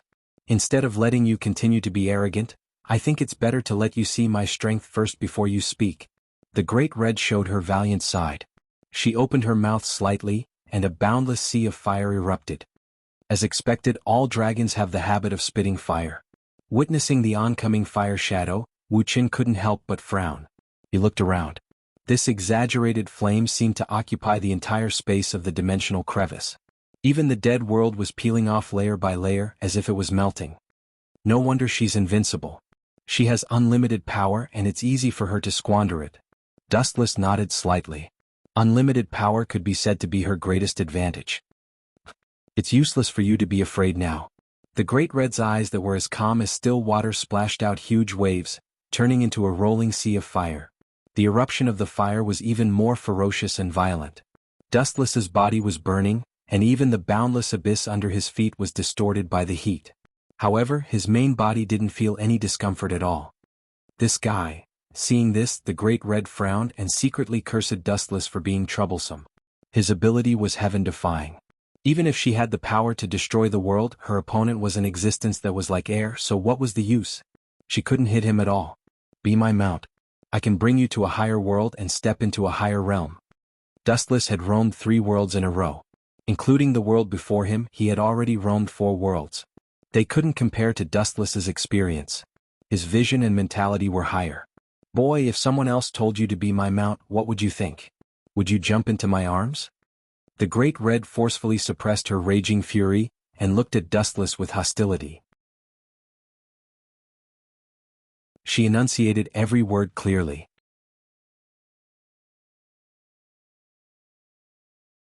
Chapter 1360. Dustless was speechless and looked at the Great Red at a loss. He awkwardly found that he had nothing to say. If someone dared to say those kinds of words to him, Wuxian would definitely beat him up until his parents couldn't recognize him. No matter what, there's no hope for negotiation, so, sorry. Speaking of this, Dustless's eyes shone with a piercing cold light. Since there was no hope for peaceful negotiation, the only way left was to solve it by force. I'm not even afraid of the infinite dragon god Orpheus. Why would I be afraid of you? The Great Red raised her beautiful fist and showed no fear. This little female dragon is the same as Orpheus. They are both ignorant of the world. The only difference is that the Great Red is more scheming than the simple Orpheus. Dustless thought to himself. He didn't intend to hurt the Great Red. Boom, boom, boom. Dustless, who decided to awaken his force to tame the Great Red, naturally burst out his strength without mercy. Endless chakra and ryatsu gushed out. As the main body of the 10-tailed beast, Dustless's chakra was infinite. Dustless, who also devoured the Spirit King in the Shinigami world, also had infinite ryatsu. The greatest advantage of the Great Red was her infinite energy. Dustless also had it. Not only that, but he also gathered all kinds of heaven-defying abilities such as Rinnegan Sharingan, Tensigan, and an immortal body, including elemental transformation, which could make him immune to 99% of physical attacks in the world. In addition, Dustless also had a large number of heaven-defying weapons that could destroy the world, such as the parietal sword and Yamamoto's Zanka no Tachi. They were all weapons that could destroy the entire world.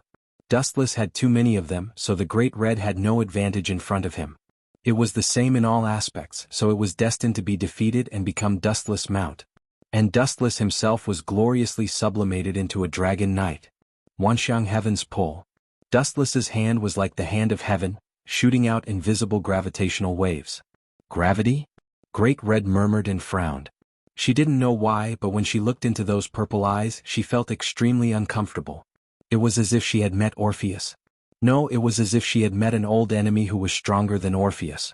It made it difficult for her to calm down.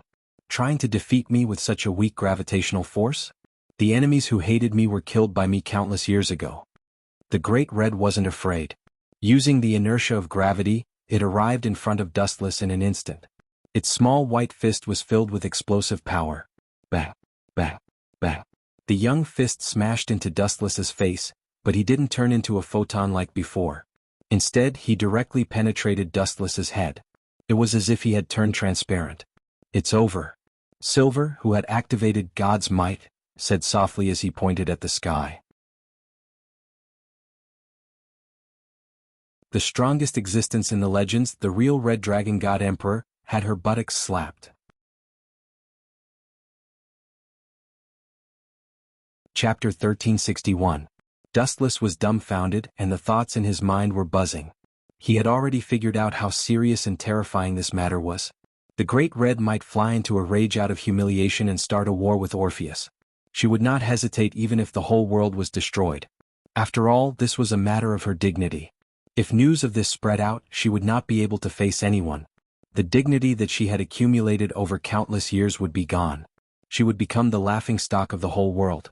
Well, I say, smack smack smack smack. The crisp sound was still echoing in Dustless's ears. The surroundings were dead silent. The silence was terrifying. He stared blankly at the infinite dragon god Orpheus, whose face was filled with a vengeful smile. Even if you want to die, you can't do this. The real red dragon god emperor has the DXD dragon of dragons, the great red. Is her but for anyone to spank? Most importantly, she did not even consider Dustless's existence in front of him. Buzz buzz buzz, suddenly the entire dimensional crevice was filled with a raging aura. He could vaguely hear the crisp sound of ka ka ka. Following the source of the sound, it was the great red whose face had turned black. Dustless could see that although the great red was very innocent in some aspects, she was fundamentally different from the infinite dragon god Orpheus. After being humiliated so greatly, Dustless was sure that this little female dragon was about to go berserk. Orpheus. Family. Friend.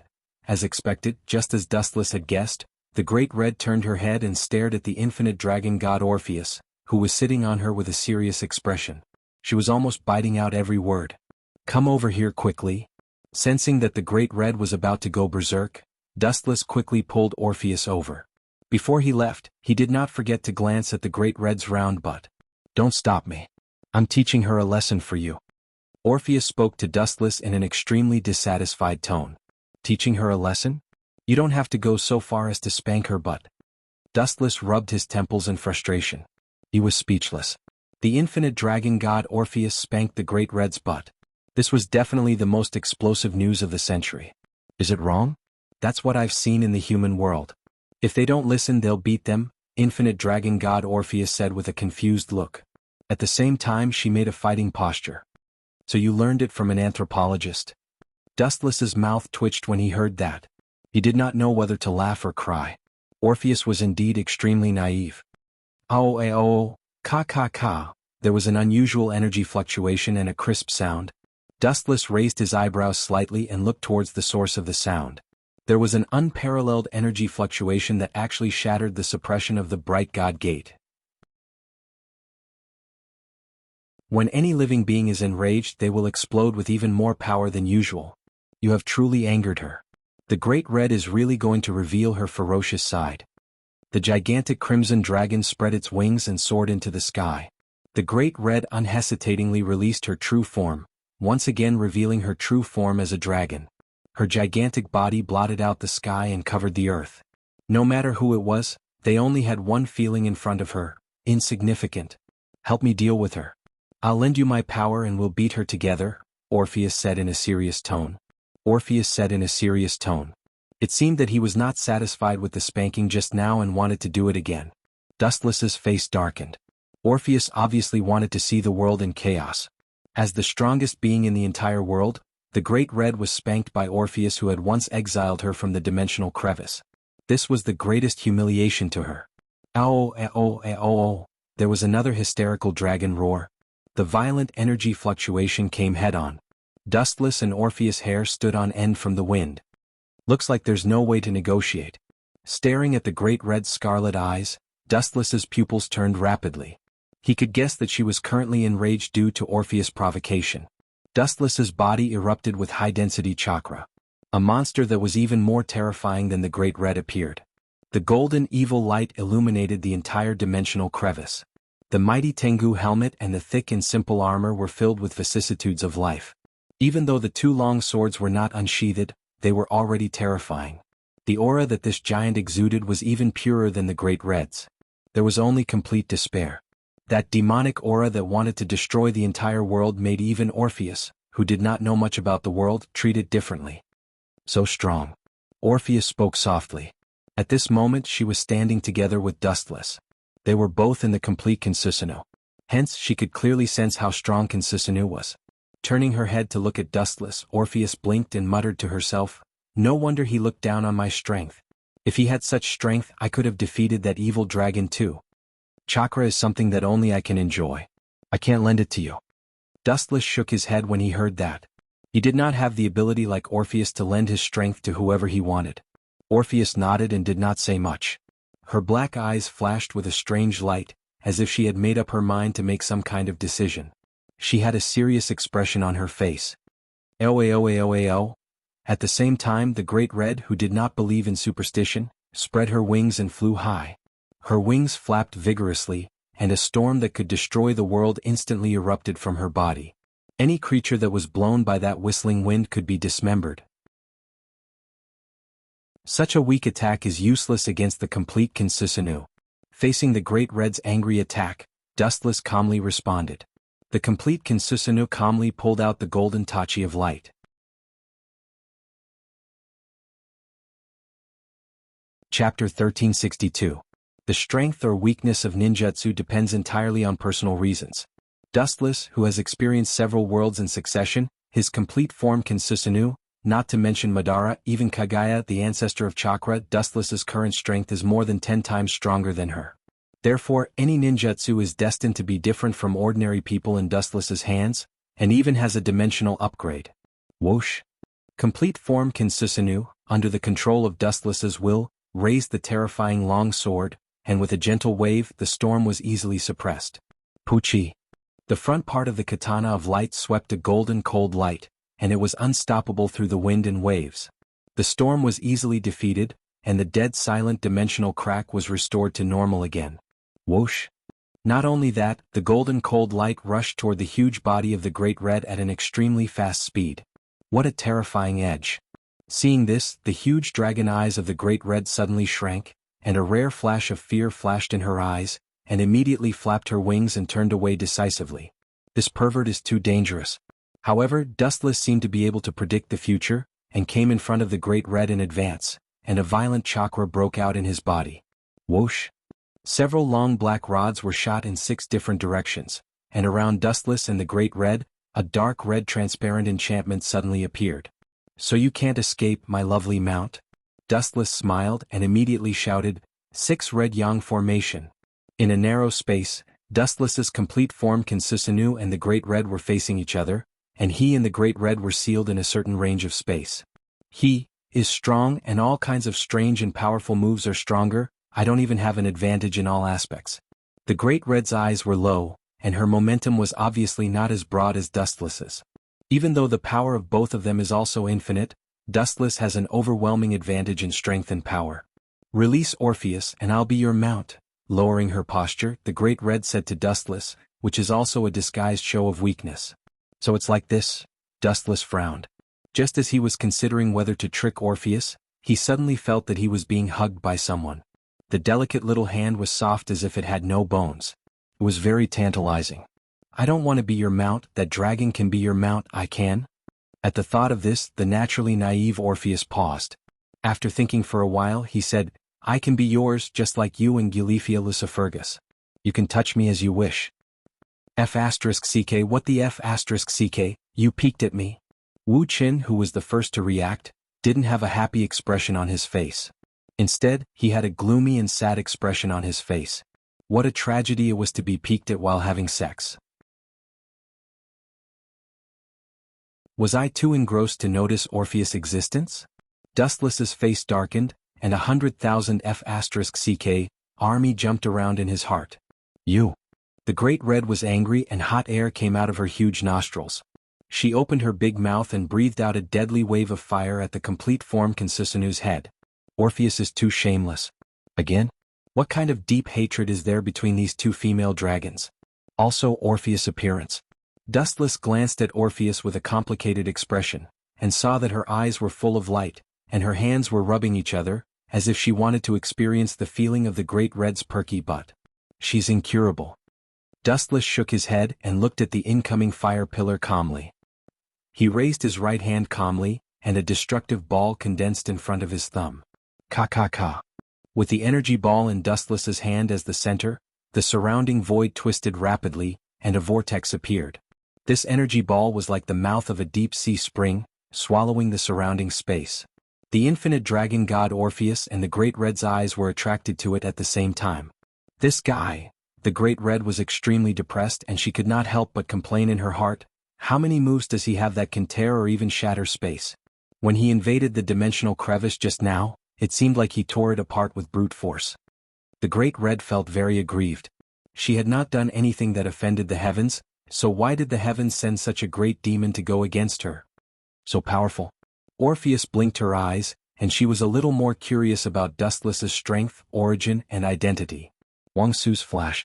As Dustless's voice fell, the golden energy ball stood out, and the moment it shot out, the light became countless times bigger. Boom boom boom, the golden light of destruction shattered the flame attack of the Great Red in an almost invincible manner, and the flames were shattered like raindrops by the void flash. Although it's called Wuxia's flash, under my unlimited infusion of Ryatsu, its power has been sublimated, and the essence of the void flash has transformed, and the power of Wuxia's flash is completely different. Dustless muttered to himself in an extremely calm tone. At the same time, he also realized that it was impossible to make the Great Red give up, and he could only temporarily control her by means of genjutsu. In this way, this boring farce would come to an end. The Rinnegan Sharingan stared at the eyes of the Great Red, emitting strange ripples, and the 9 Tomo also trembled, and the consciousness of the Great Red was quickly swallowed.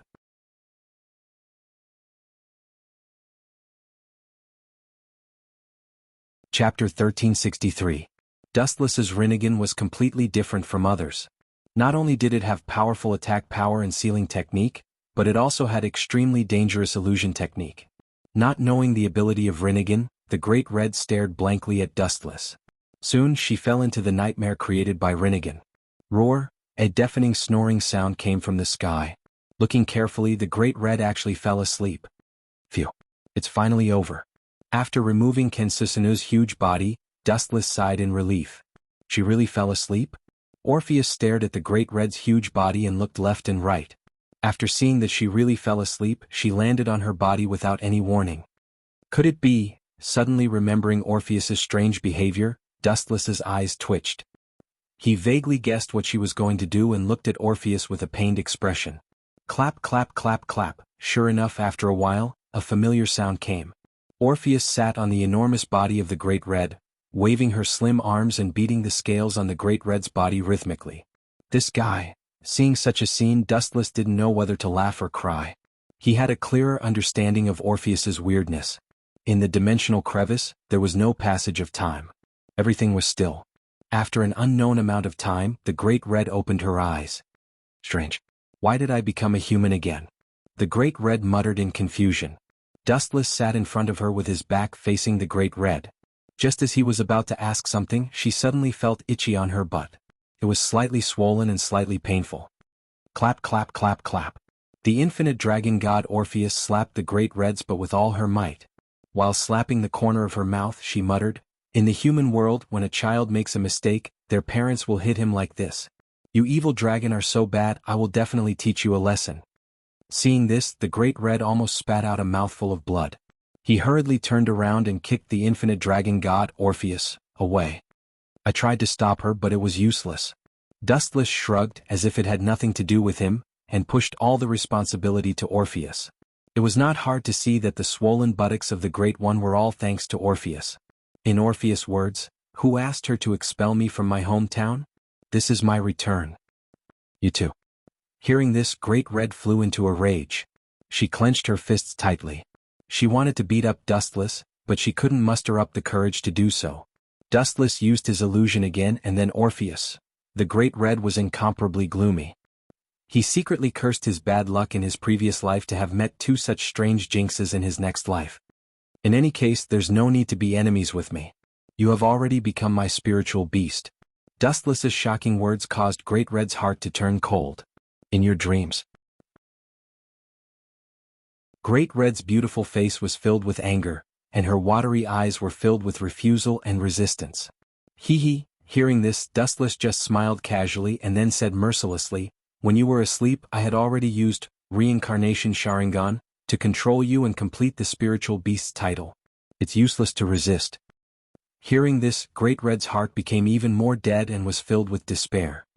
You shouldn't be a person of this world. Such a strong existence like you is simply what? Simply violating the rules of this world? Dustless interrupted Great Red and asked. As you said, I am indeed not a native of this world. Dustless was about to emit light, and his deep eyes seemed to be able to see through space. The universe is vast and boundless.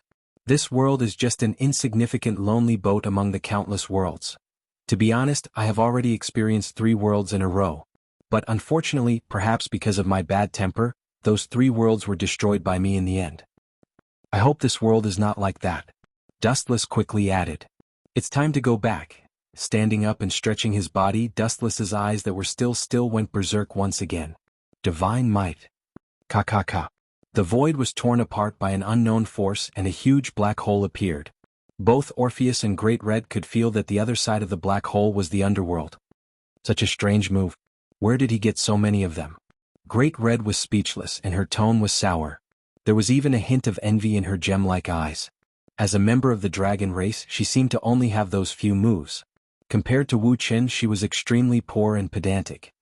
Feel free to go wherever you want. Anyway, when I summon you, you can just come out. Dustless said faintly. Just as he was about to step into the black hole, a spirit blocked his way. There shouldn't be any grudges between us, right, infinite dragon god Orpheus? Dustless frowned as he looked at the naturally naive girl in front of him, puzzled. Of course there is. I have decided to follow you from now on. Meeting Dustless's gaze, Orpheus said seriously. Her tone and expression were very calm, as if she was narrating something insignificant, completely ignoring Dustless's feelings. What's the reason? Dustless asked. She had already turned Great Red into a psychic beast, and the dimensional crevice was hers from now on. Orpheus had also obtained the piece that she had always wanted. Her? Great Red suddenly curled her lips, as if she had seen through Orpheus' thoughts and revealed Orpheus' secret.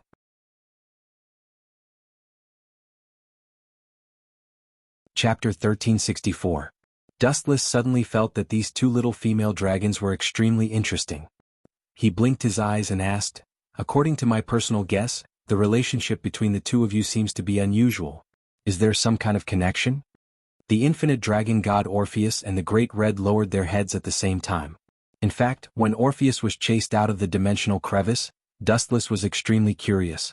This was because the strength of the 2 dragon gods was almost the same. If they fought, it might cause the world to collapse.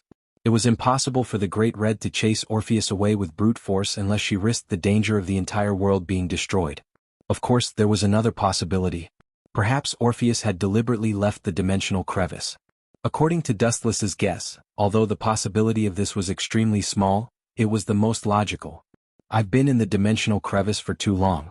I just wanted to see the outside world, but you evil dragon took advantage of the situation to rob my hometown and... Your hometown? Nonsense. You and I were born in the same period. You don't have the right to monopolize the dimensional crevice. The name of the infinite dragon god Orpheus is also not written in the dimensional crevice. You're talking nonsense. Bullsh*t. Orpheus, who had transformed into a human, and the Great Red were spitting at each other. They were fighting until their faces were red. Dustless didn't know whether to laugh or cry as he looked at the 2 dragon gods who had entered a catfight mode. He couldn't help but feel that the affairs of the world were unpredictable. Perhaps everyone in the world thought that these 2 were existences that would fight to the death. However, the scene in front of him had probably refreshed the world's understanding. Do as you wish. The 2 of them probably wouldn't stop anytime soon.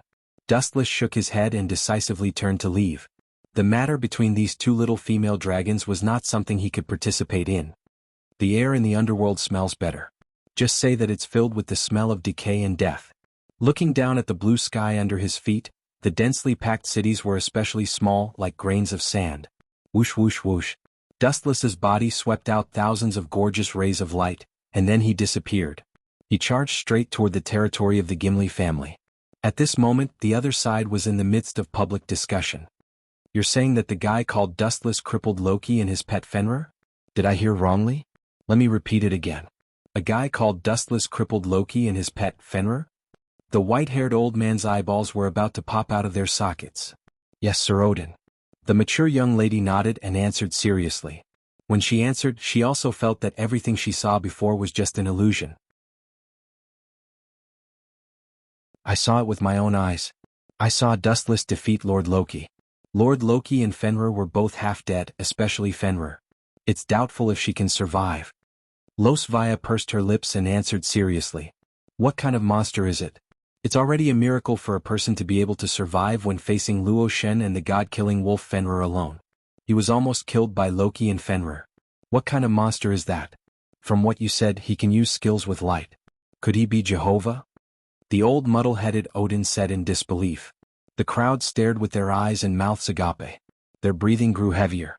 The head of the supernatural research lab, Lias Gemengli Junai Himajima, Kitten, Genova, and the others were all there.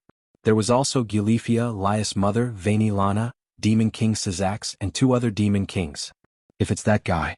It sounds exaggerated and unbelievable, but one thing is for sure. He's the only one who can do such a thing. The fallen angel governor, Asashel, who had witnessed Dustless's strength, said. He frowned and recalled, Dustless beat the white dragon emperor who was in Tyrannosaurus mode as easily as bullying a child. I personally think it's possible that he could beat Loki and Fenrir so badly. I think so too. He's very strong. Vaini Lana, who was Lias' mother, said with a smile in her eyes, after all, he's Lias' fiancé. It's necessary for him to be able to beat a god. Similarly, this is also the basic requirement for being my lover. Vaini Lana added in her heart. However, some were happy and some were sad. Some were happy and some were depressed. That pervert can't really be the main god of the angels, right? The demon king Seraphil, who was currently the Leviathan, said gloomily. She was once forcefully pushed down by Dustless and almost couldn't get up for a few days. This matter had become a knot in her heart. In her heart, she had already labeled Dustless as a must-kill. Now that he was so strong, how could Seraphil endure it? How could she take revenge in the future? Could it be that she could just let it go and watch Dustless show off in front of her? Absolutely not. All in all, let's talk about Dustless later. For now, let's sign a peace agreement, Lord Odin. The sharp-eyed topic showed signs of derailing. Sazax had to talk about business again. Compared to the alliance of several parties, this was a trivial matter. That's true. Odin nodded. Just as he was about to agree, an untimely sharp voice came. Old thief Odin, I didn't agree. Who allowed you to sign such a boring agreement? I firmly refuse to sign such an agreement. A blue light appeared in the space and a huge magic circle appeared. A man with a cold and gloomy expression stepped out of it. Loki? Everyone frowned, but when they saw Loki, who was covered in injuries, they laughed.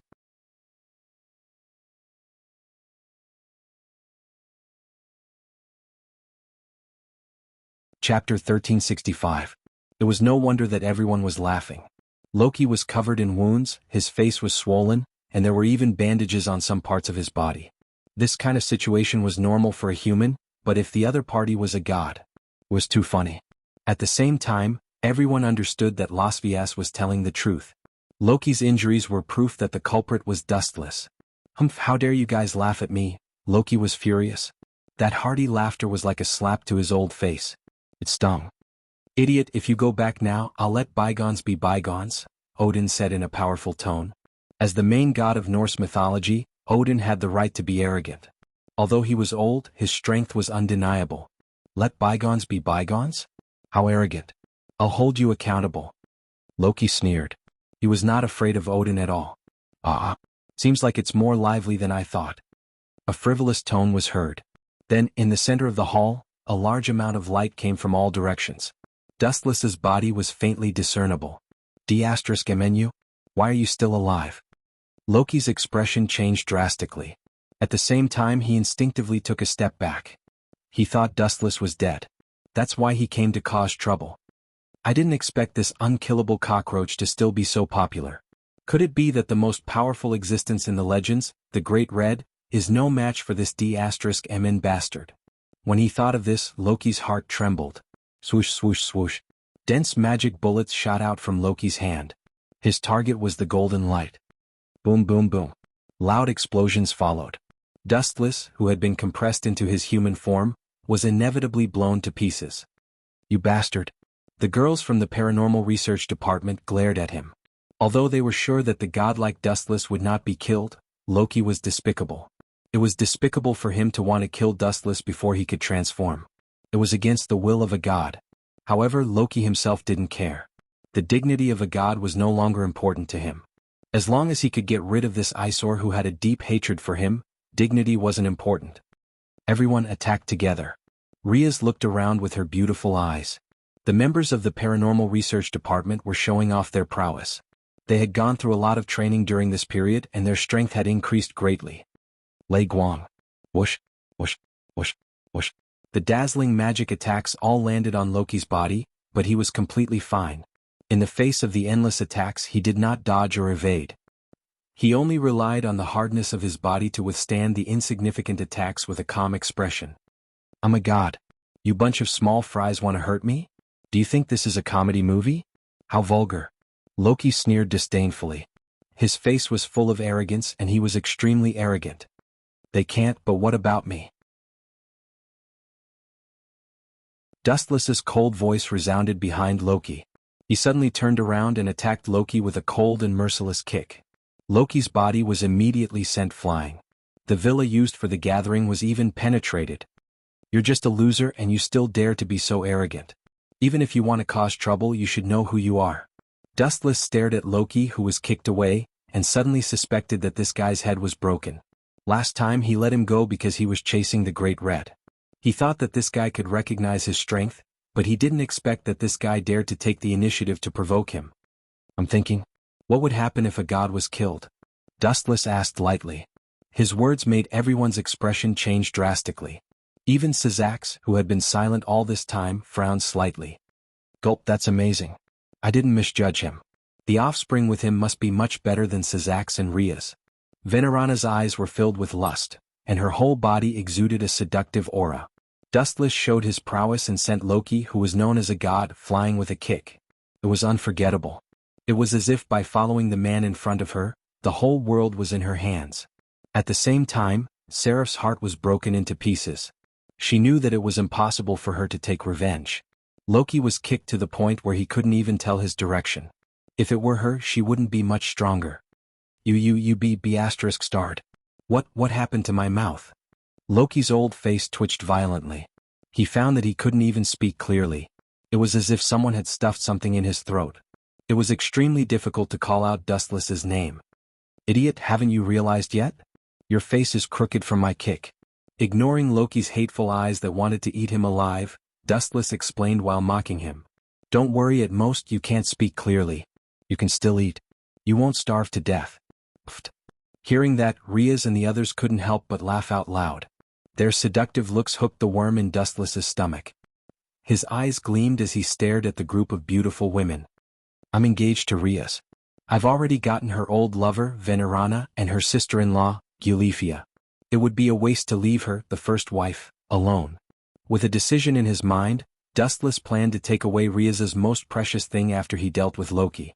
They were already engaged anyway, and it wouldn't matter if their relationship took another step forward. You're tuning in to the Sword Dance in the Vast Sky YouTube channel. Don't forget to subscribe and join us on this journey to catch the most captivating stories.